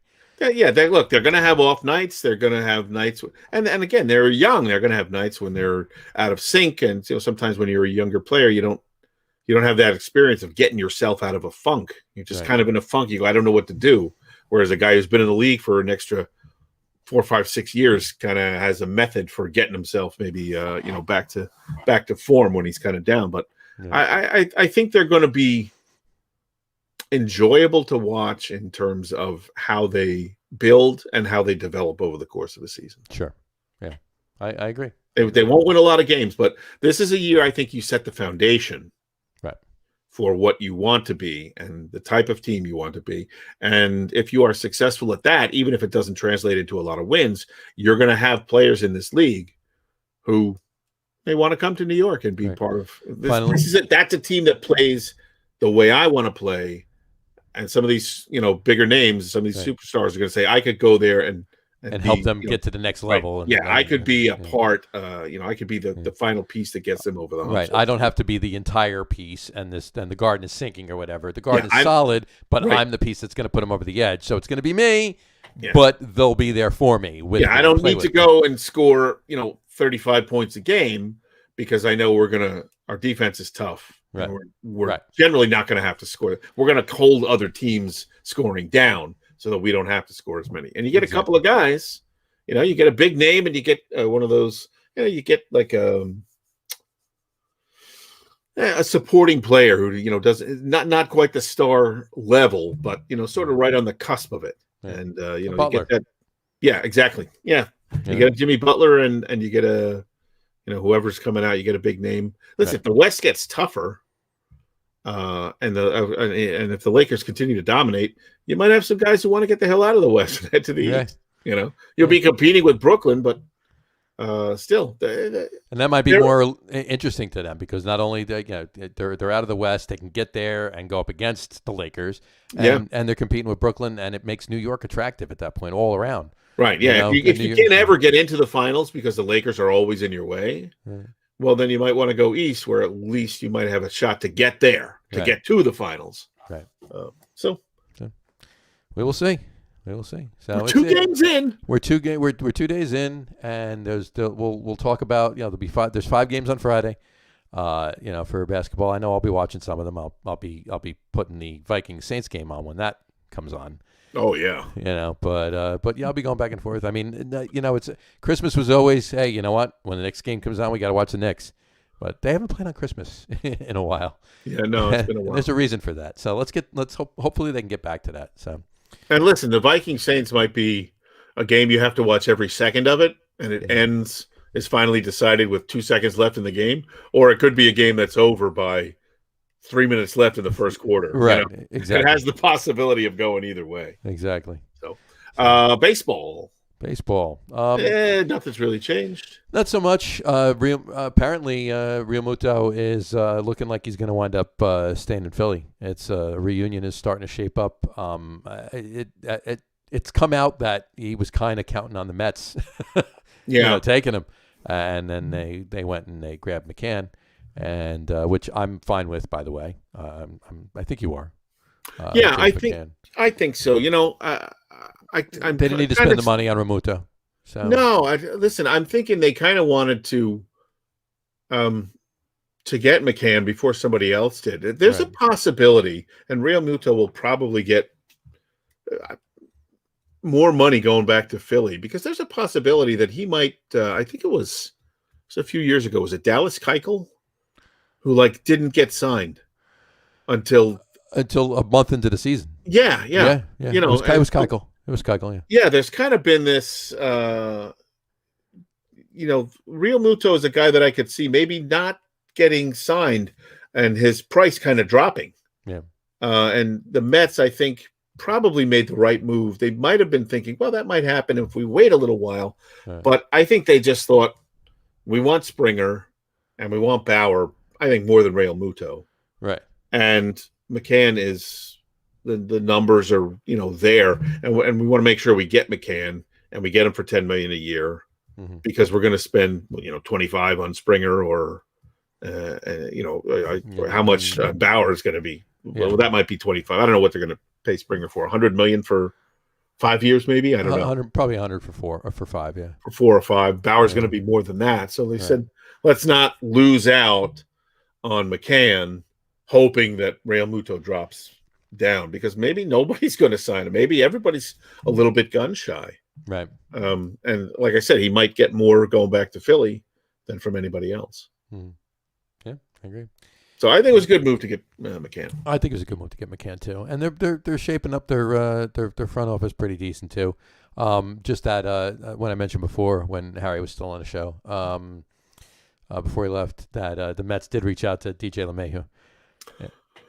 I'd love for them to sign LeMahieu. I don't expect anything to come of that. I mean, they got a plethora of infielders. They don't need to spend the money on DJ. They don't. No. Might be nice to. It would be nice. It's nice to think about, but I mean, I want to see McCann. Not McCann. I want to see McNeil at second base. I want to see McNeil, the everyday second baseman. I want to see Jeff McNeil stand there. JD, all these damn initials. JD at third, and probably rotating a little bit. I mean, getting Guillorme is he's a great bench addition. I mean, I wouldn't like to see them get rid of that guy because between third base, shortstop, and his bat, he's a pretty good player. But yeah, rotate in there. I mean, their infield is pretty much set. For the most part, I didn't think that trading for Lindor, giving up maybe J.D. Davis and Jimenez was a good idea. You don't want to do that. You got these good young players. Why? I mean, yes, Lindor is here we talk about with Trevor Lawrence, a generational talent. Yes, he's amazing. He absolutely is. That doesn't mean that one of these guys can't be. And the numbers are there. The play is there. Spend the money in the places you need it. That's my point. You don't need the infield. You need catching. You need pitching. You need you need bullpen. You need a center fielder. Go get that.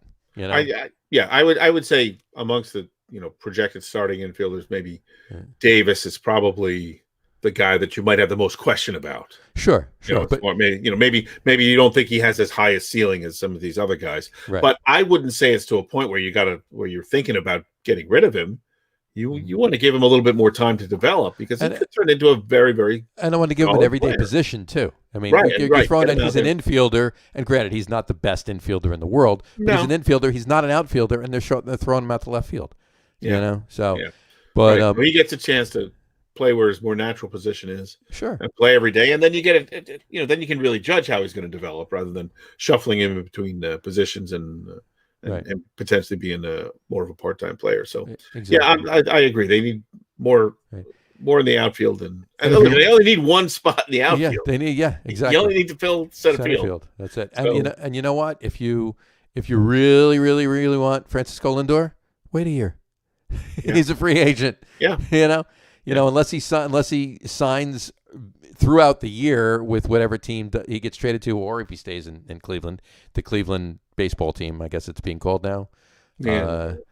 But Cleveland non-Indians. The non-Indians. The non-Indians. The non-Indians. Non-Indians. Non-Indians. Yeah, I wouldn't imagine. Well, where's Lindor going to go where he's going to want to re-sign? Right. It's going to be a contender.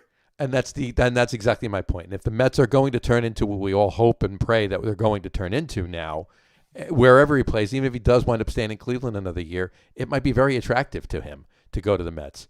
And then they can do something that they've never done before. Be smart, not trade away young talent, and wait until he's a free agent and go get him then.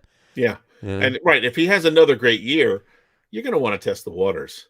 Right. Even if he's traded, you're not going to want to sign. Unless you feel like, well, this is a team that's going to the World Series next season, and maybe that's why he'll be brought in, or he's going to want to test the waters. Even if he goes somewhere and they go to the World Series and they win the World Series, he's probably going to want to test the free agency water. Sure, absolutely. And that may include the team that he gets traded to. Right, but that's where Cohen's deep pockets come in. Exactly. So that I think is the perfect thing. I mean, you haven't heard much of that talk right now, so I think that's out of the water, and that's good. Yeah. Don't go for that. Go out, sign Springer. Go out, sign Bauer. Get a couple more arms for the bullpen. You can pretty much balance out your rotation then, because at some point Thor's coming back, right? He just signed a $9.7 million extension. He's coming back sometime in the summer, right? At some point, but hopefully before the All-Star break, assuming that there is an All-Star break. Assuming that the season is somewhat closer to normal. Your starting pitching is looking really good. Yeah. I mean, we'll see. Thor's probably not going to be Thor in his heyday. It's going to take a little while to get back, but But if You- you got DeGrom, Bauer, Stroman, Thor when he comes back, Matz. I don't know if you heard, there was an interview with James McCann, and James McCann actually works out with Steven Matz. He has actually worked out with Steven Matz in the off season. Not even prior to being signed, Right. obviously. That might be one of the reasons he's caught bullpen sessions for Steven Matz, and he thinks that Steven Matz's stuff is dynamite, and he needs to just get work on some of his mechanics and mold things around, and he can be back to where he was headed in the beginning of his career, and that's attractive. That's interesting, So Well, and if you've got some cover for him, then you can give him some time to be out there, even if he's not at his best initially. Right. You don't have to give him. Well, we gave him 4 starts and it's been rough, so now we're going to send him down. You can give him a little bit more time because you've got other quality pitchers. Right. So and look, if LeMahieu, if it ever gets, if it gets serious that he's maybe coming to the Mets, that might be Cohen wanting to quietly stick it to the Yankees. Yeah, and he said he's not competing with them. Right, he said he's not competing with the Yankees, but how can he not? If you get an opportunity to get the batting champion, right. Maybe, but it's going to be, it's going to cost. Right, but you kind of know he's worth it. He's not a flash in the pan. He's quality, solid player, and has been for a number of years. Right. So, it would be a lot of money well spent, I think. Well, then that makes their bench deeper, because then he's at second base, and you can move McCann. Keep saying that McNeil over to third. You got McNeil and Davis at third, Davis and Smith and whatchamacallit?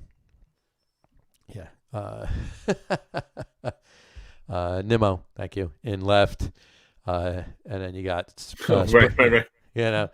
And you got well, look, is that Rosario and Jimenez at short. You got a deep bench. Is that a terrible problem to have? Not at all. Can you ever, you know what I mean? Like, you can't say, oh, we can't have too many guys that can play left field. Even obviously who the number one guy is and who you want there. And to see Nimmo continue to develop, but it's not. Look, Davis is not really a left fielder. You said that. That's true. Right. But he can put him out there. But for his bat, if everybody else needs a break or day off, or exactly. If Nimmo needs a day off at the same time, Alonso needs a day off at first, and you got to put Smith over on first, right? Then you throw JD out there. And I think McNeil he's a more natural second baseman than third baseman, right? McNeil's a more natural second baseman, yeah. So unless you're planning on moving LeMahieu over to third, which I think if you have the both of them, he's at second. Yeah, he's at second, and he's maybe going to spell first base for Alonso. Yeah, and look, maybe or maybe you just DH him when you're playing interleague games, or maybe you DH Alonso, whatever. Yeah, but it's better to have more options than less. And you know what? Going forward, though, if they do indeed not bring the DH into the National League this year, it's a foregone conclusion that in 2022 the DH is going to be in the National League. So you got to deal with a year of moving people around just to get their bat in the lineup, and then you don't have to worry about that. Then you got the DH, Right. So, yeah, because I don't think it's going to happen this year, right? I don't think it is. They said expect it not to. Who knows what Manfred's going to do? But because he pulls stuff out of the woodwork. At last minute anyway. But I think it's a foregone conclusion that by 2022, the DH is it's across the board. It's in the National League as well. So great, lovely. Take some of the it does take some of the game planning out and some of the strategy, but it also gives the Mets the advantage because they do have all those bats with only 9 positions on the field, right? So, or 8 technically because you're not talking about the pitcher. So, but so we'll see what happens. And give some of those aging players a chance to continue to play. Which I don't really like. If you played Major League Baseball for 12 or 15 years or whatever, right, you've probably done pretty well for yourself. Pretty much. You shouldn't really need to hang on for another 2 or 3 or 4 years as a DH. No, you should probably be able to ride off into the sunset and enjoy the millions and millions of dollars that you've made over your career. Right. Even if you're not one of the best players in the game, if you play for 15 years, you got some bucks. You got some money. You got some money. You do. So, and a side note here, Mets were actually, James Paxton was having a workout this week. Mets were scouting him at it. So who knows what will come of that. But hey, you know what? It's another arm. Yeah. And look, the question is, when are we really going to see the free agent market start to move? Right. I think it's going to be So later damn rather slow. than sooner. I think it's going to be later rather than sooner. At this point, I don't think you're going to start to see. It's going to be at least the third week in January, I'd say, before stuff starts to like just blow up. It's going to be there'll be a signing next week, then there'll be 2 the week after, and then 3 or 4 the week after that, and then you get to the third week in January. Then I think things will pop up, but we'll see. Yeah, I think you're right though. Yeah, it's going to be later than I mean. Yeah, if it was earlier than later, it's never really middle ground. It's either really early and taken off, or it's later in the off season. And we're almost halfway through the off season now. So, right, right. But actually, we're just about halfway through the off season. Basically, yeah, and assuming pitchers and catchers are actually going to report when they're supposed to report, and no lockdowns or anything like that. Then yeah, we're halfway through the off season. So yeah, I think that's going to be the determining factor. Is if the vaccine rollout continues to go well, it seems like it's been going okay so far. Mm-hmm. And, we're looking at projections, and they will only be projections at that point, but we're looking at projections that maybe you're going to have whatever percentage, if you can get the seats 25% full or maybe half full stadiums, then I think you're going to see teams go, okay, we're going to have we're going to have that revenue now. Let's get on it. Let's get these players in here that we want. Until then, I think, why sign somebody if you don't know exactly what the future is going to be? If you don't have to, why sign somebody? Exactly. And take, a couple of teams making a couple of big signings, and then boom, everybody's going to kind of jump on. Right, exactly. And where do the Mets fall into that, though? Because is Steve Cohen worried about that revenue coming in next year to make these signings, or does he want to get the players that he needs to get? I think he's smart enough to understand that the longer it goes, the less he has to pay. The price is going to drop somewhat, and for some players, for others, as other teams, as the number of teams that want a particular player begins to shrink, then those other teams that are remaining, they might start be willing to pay a little bit more. Right. But I think he's considering that, probably the price is going to drop overall, generally speaking. And the key is finding the right point where you want to jump in, because he does want to get the guys that he wants to get. Sure. But he's shrewd enough to know that paying top dollar for them right now is not a necessity. Right. Yeah, I agree. So we'll see how that all goes. It's strange when you have like an owner who's smart about money and stuff. What is that like? It's hard. We're gonna learn. It's been what, a month now? It's been a month. It's only been a month, right? It's only been a month that we've had any inkling of what that's like. What is that? Yeah. Crazy to think that we actually have that now. Yeah. Still, it's a Festivus miracle. Yeah. And listen, you know what though? If they didn't sell the team, we'd have a lot more grievances to air right now. Yeah, that's true. And listen, the Mets, to me, the Mets are not as hard luck, certainly a story as like the Jets are. No. But it's been a while that their ownership has just sucked balls. And one way to put it. Just been unable to really, anything good that they've done in spite of intrepid management. Right. And incompetency. So I'm reluctant to start thinking positively because I'm worried about you gotta getting my heart broken again. Yeah, you don't want to rush. Right. Oh, we're going to be so good, and Cohen's going to spend, and we're going to win. Right. Yeah. Let's hold off on that. Let's see how it goes. I didn't run out and get a new McCann jersey yet, so or anything like that. So. But yeah, no, I think you're right. It's been so long, and yeah, it's a Christmas miracle that this happened. But you know what? Merry Christmas to all of us. We have our new owner that we've wanted and begged for years. So. I believe in Santa again. Absolutely. His name is Steve Cohen. That fat man. Santa, not Steve Cohen. Yeah. That's Santa's real name. That's Santa's real name is Steve Cohen. Yeah. Uncle Santa. Uncle Steve Cohen. There you go. But Well, we'll see what happens. And you know what? I think on the other side of New York, I think the Yankees, they should have got off the pot. Go sign LeMahieu. Come on. Cashman, if that's who you want, sit down with him and figure out what it's going to take and sign him. Yeah, Stop playing footsie. Stop letting him do this. Stop letting him do that. I mean, maybe he hasn't. Maybe he has a plan. Who knows? You know what? I just think if that's what you're waiting for, if you're waiting for that splash, figure it out. Get it done. Move on. Do something else. Whatever you got to do. Well, having no inside knowledge of this, I just tend to believe that that's probably where LeMahieu wants to go. Mm-hmm. Maybe not, though. The Yankees can they have sort of a history of being able to, as you just put it, play footsie, right? They're sort of in control.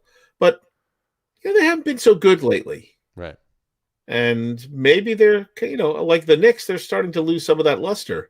Maybe they're not such a destination. Because, it's New York and they're the Yankees. But you only go to the Yankees because they win. Sure. And there's a winning culture. Whether it's because they spend a lot of money on big-time free agents, or whether it's because they have this core that they bring up right through their farm system and that plays for more than a decade and they win 5 championships, or whatever it is. Right. They haven't been that for a little while now. No. And that luster is not completely gone. But maybe there are some players out there who go, if the Yankees aren't going to win, why do I want to go there? Why do I want to face that pressure? Why do I want to be in that market? Right. Yeah, it's New York, but you go to the Yankees because of the winning culture. And if the winning culture is fading, then maybe it's not such a destination. And the Yankees don't get to kind of play like they have that upper hand. Right. So, but I agree. Why would you not sign DJ LeMahieu? Yeah. He's not that old. No, not at all. And he's the best player on your 32, team. 32, I think. Yeah, he's the best player on your team. Yeah. Yeah. And, how often do you have an equal amount of success when you let the best player on your team go? Mm-hmm. Unless you're spending massive amounts of money on other superstars to bring in to replace them. It's generally not a formula for success. Right. No, it's not. It's not. So I hope they let him go because I hate them. I hope they suck. Well, like you said, there's not a lot going around. I mean, there's some rumors that the Cubs are going to trade Darvish to maybe the Padres. That would be interesting. They're looking to move obviously Bryant's out of there, but I mean there's a lot of question marks. Where is everybody going to wind up? So I think we're right. I think we both are in lockstep there that it's going to be later than sooner. There's a lot of inactivity right now. Yeah. And I think when that changes, there's going to be a short period of a little trickle, and then it's just going to be a flood. Mm-hmm. And that's when some bad deals are going to get made. Then there'll be a couple bad deals. And that's where you hope that the Mets are not part of that. And that's where the Yankees may end up overpaying because they're watching guys that they have their eye on disappear. Right. Because those players aren't holding out, hoping that the Yankees make an offer. They're going somewhere else. Mm-hmm. So, we'll see. So, and the NHL is going to start up in January. So, we'll talk. And so we'll talk about them when the playoffs start. We'll talk about them when the playoffs start. We'll talk about them in June when the playoffs. We'll talk a little here and a little there, but yeah, we'll do that then. But yeah, well, we'll see what happens. On that note, you have any? We talked about on the before we sign off here. We talked about on the beer podcast our top 3 favorite holiday movies. And I was just sorry we couldn't do this before Harry had to leave. I gave mine. Mine were my number 3 was Trading Places. It's a Christmas movie. And my number 2 was Christmas Vacation, and my number 1 was A Christmas Story. You'll shoot your eye out. Yeah. So what would your 3 be? I think those are all good choices. I don't know if there's a single movie that I would consider appointment TV. Gotcha. And that, nothing is really appointment because you can always catch anything anytime whenever you want. Yeah. But TV. I mean, certainly they do the marathon of A Christmas Story. Sure. And I'll watch 20 minutes of the movie probably 17 8 or times. 9 times during that 24 hours. As long as I catch fragile. Yeah, Must be yeah. Italian. I'll So- probably see the whole movie over the course of the marathon, not in order, but I'll see every section of it in a different, At some point, yeah. half hour. You'll or- see the movie in its entirety, I'll see the probably entirety. twice, but Right. never all in. Never right from beginning to from beginning to end. end. Yeah. Yeah. But I don't know. I watch. Other than and this is the unusual thing for me about live television, right? Is that other than sports, I don't watch much live television. Okay. I stream stuff, sure, and not live. Sure. So, I mean, there are times when I'll put on the. So you have to actually want to watch a specific movie to have it be something that you go to and stream. Yeah. So be it a holiday movie, you might not be picking that all the time. So therefore. Yeah, I mean, like, there's nothing that I would feel like, oh, I got to put this on because it's Christmas and I want to watch it again. Right. I guess I'm just a little more blasé about it. But again, any of those movies you mentioned, Die Hard. Die Hard is a Christmas movie. It is a Christmas movie. Absolutely. Any one of those, if I'm flipping through, and that's the thing, I don't really flip through very much. Mm-hmm. But I do have a list. One of my categories is movie channels. Right. And I could sort of open that up, and there's maybe 20 different movie channels, and I'll sort of look through the guide there and go, oh, that's good, and pop something on for 20 minutes. But sure. Any one of those movies would be something that I would stop and watch for a little while if I were flipping through the channels. There you go. But yeah, I guess probably Christmas Story would be, if I had to, they said, well, you have to watch a Christmas movie. It might be Christmas Story. Or listen, who knows? I might watch, one of the animated specials because I haven't really seen them in years. Or Rudolph or Frosty. Yeah, I see the postings on, Facebook. Oh, the Rudolph's on tonight, and it's appointment TV for something. And I'm like, whatever. It's good. It's fine, but I've seen it 800 times. We mentioned that back in the day, like when we were all kids. If you were watching Rudolph, it was. If you missed it, you missed it till next year. You missed it, right? That's it. So that's not the case. So I don't really feel a sense of urgency. And I would say there's nothing that I would say. Well, it's Christmas Eve. The presents are wrapped. Everything's kind of wrapped up, and I'm going to sit down and watch a movie, and I'm going to put on my favorite Christmas movie. There's no tradition like that in this household. Gotcha. And there's nothing that I would say, I think it's time for me to watch my annual, the annual viewing of movie X. Just doesn't. I'm too blasé for that sort of thing. We favorite Christmas song? Yeah, one.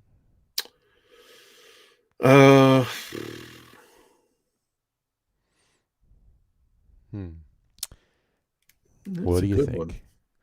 He's thinking the wheels are turning. I don't know. I'm kind of locked in. Every year we get the boys to go on. We usually go on Facebook Live and they play a couple of songs. Right. But my oldest in rebellion was looking for the worst Christmas song. The worst Christmas song. And he's like, "What's the worst ones?" I've been thinking about that. We came up with McCartney, "Wonderful Christmas Time." There you go. We think it's pretty much the worst Christmas song, but he was. So that's sort of been in my head. All I can think of is the worst Christmas song by one of the best artists of. Yeah, exactly. From one of the best artists.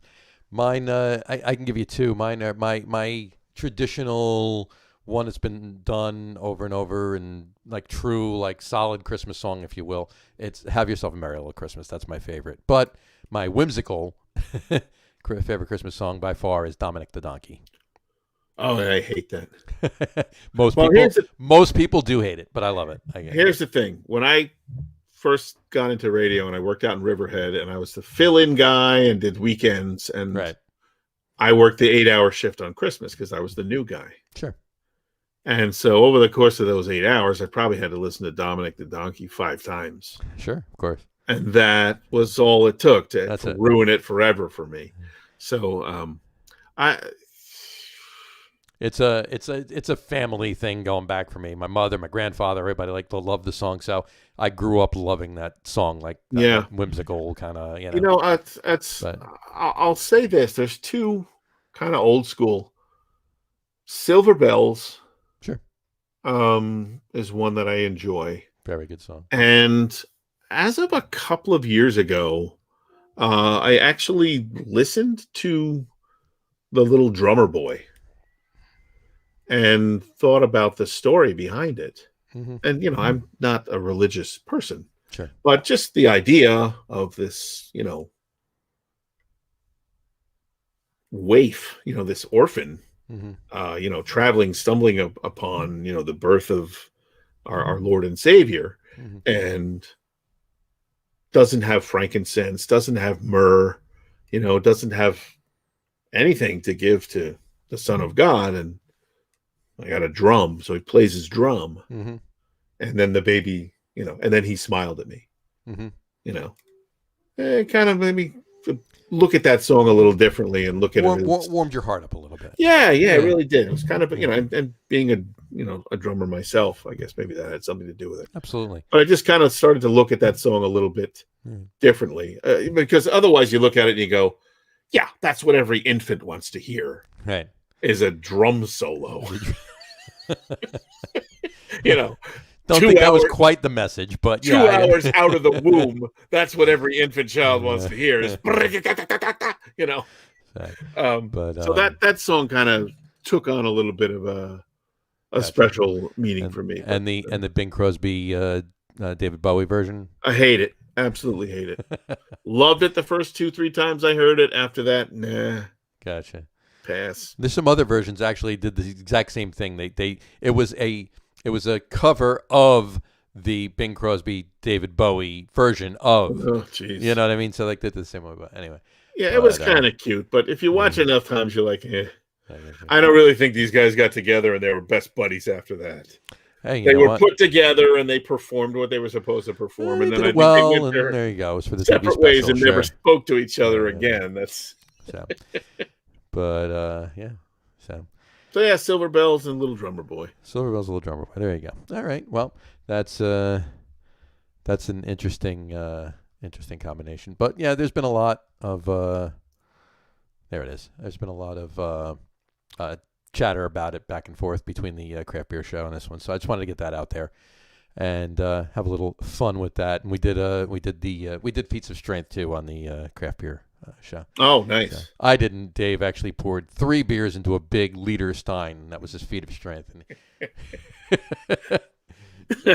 But it was which is also going to be his feat of endurance when he drinks all his of it. feat of endurance when he drinks. Yeah, by now he said I doubt he's still watching this show. So, well, he might be. Well, one eye might still be open. We'll find out. So.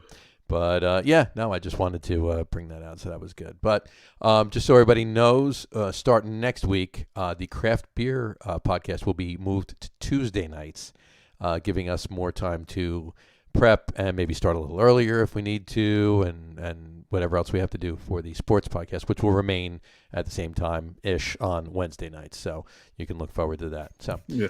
Always a little caveat, ish. Always start ish. on time-ish. Well, you know what? It's going to be less ish now with the beer one moving to Tuesdays, because there won't be any overlap. There won't be any pushback or anything like that. So if we say we're starting at 7, we're starting at 7. The ish I mean is that maybe we can move it to 6:30 if we need to, or anything like that, depending on, of course, Harry, since he is 2 hours ahead of us. So right. Be available at 4:30. Yeah, so we could move it, even moving an hour up or whatever. Yeah, we'll figure it all out. Depending on our schedule, if we get all our schedules lined up. But exactly. So, all right. Well, that should wrap up the show for today. We want to thank everybody for watching, and for those of you listening to the audio podcast, thanks for listening. Don't forget to visit our website, www.lagerroom.com. That's LAGERROOM.com. And please remember, like us and follow us on all of our social media, Facebook, Twitter, Instagram, and our YouTube channel. All of them are at The Lager Room. Remember, we go live with the video podcast on both Facebook and YouTube every Wednesday at 7 o'clock. And for those of you that just want to listen to the audio podcast, you can do so on Apple Podcasts, Spotify, TuneIn, and Stitcher. And if you haven't done so already, please subscribe to one or more of those feeds, and you will never miss a show. Again, thanks for following along with us. Have a wonderful rest of your Festivus day. Have a great Christmas Eve. Have a very Merry Christmas. Have a wonderful weekend. Watch a lot of football. Keep watching that basketball. And we'll talk about a lot of stuff next week. Have a wonderful time, and we will talk to you all soon, folks. Take care.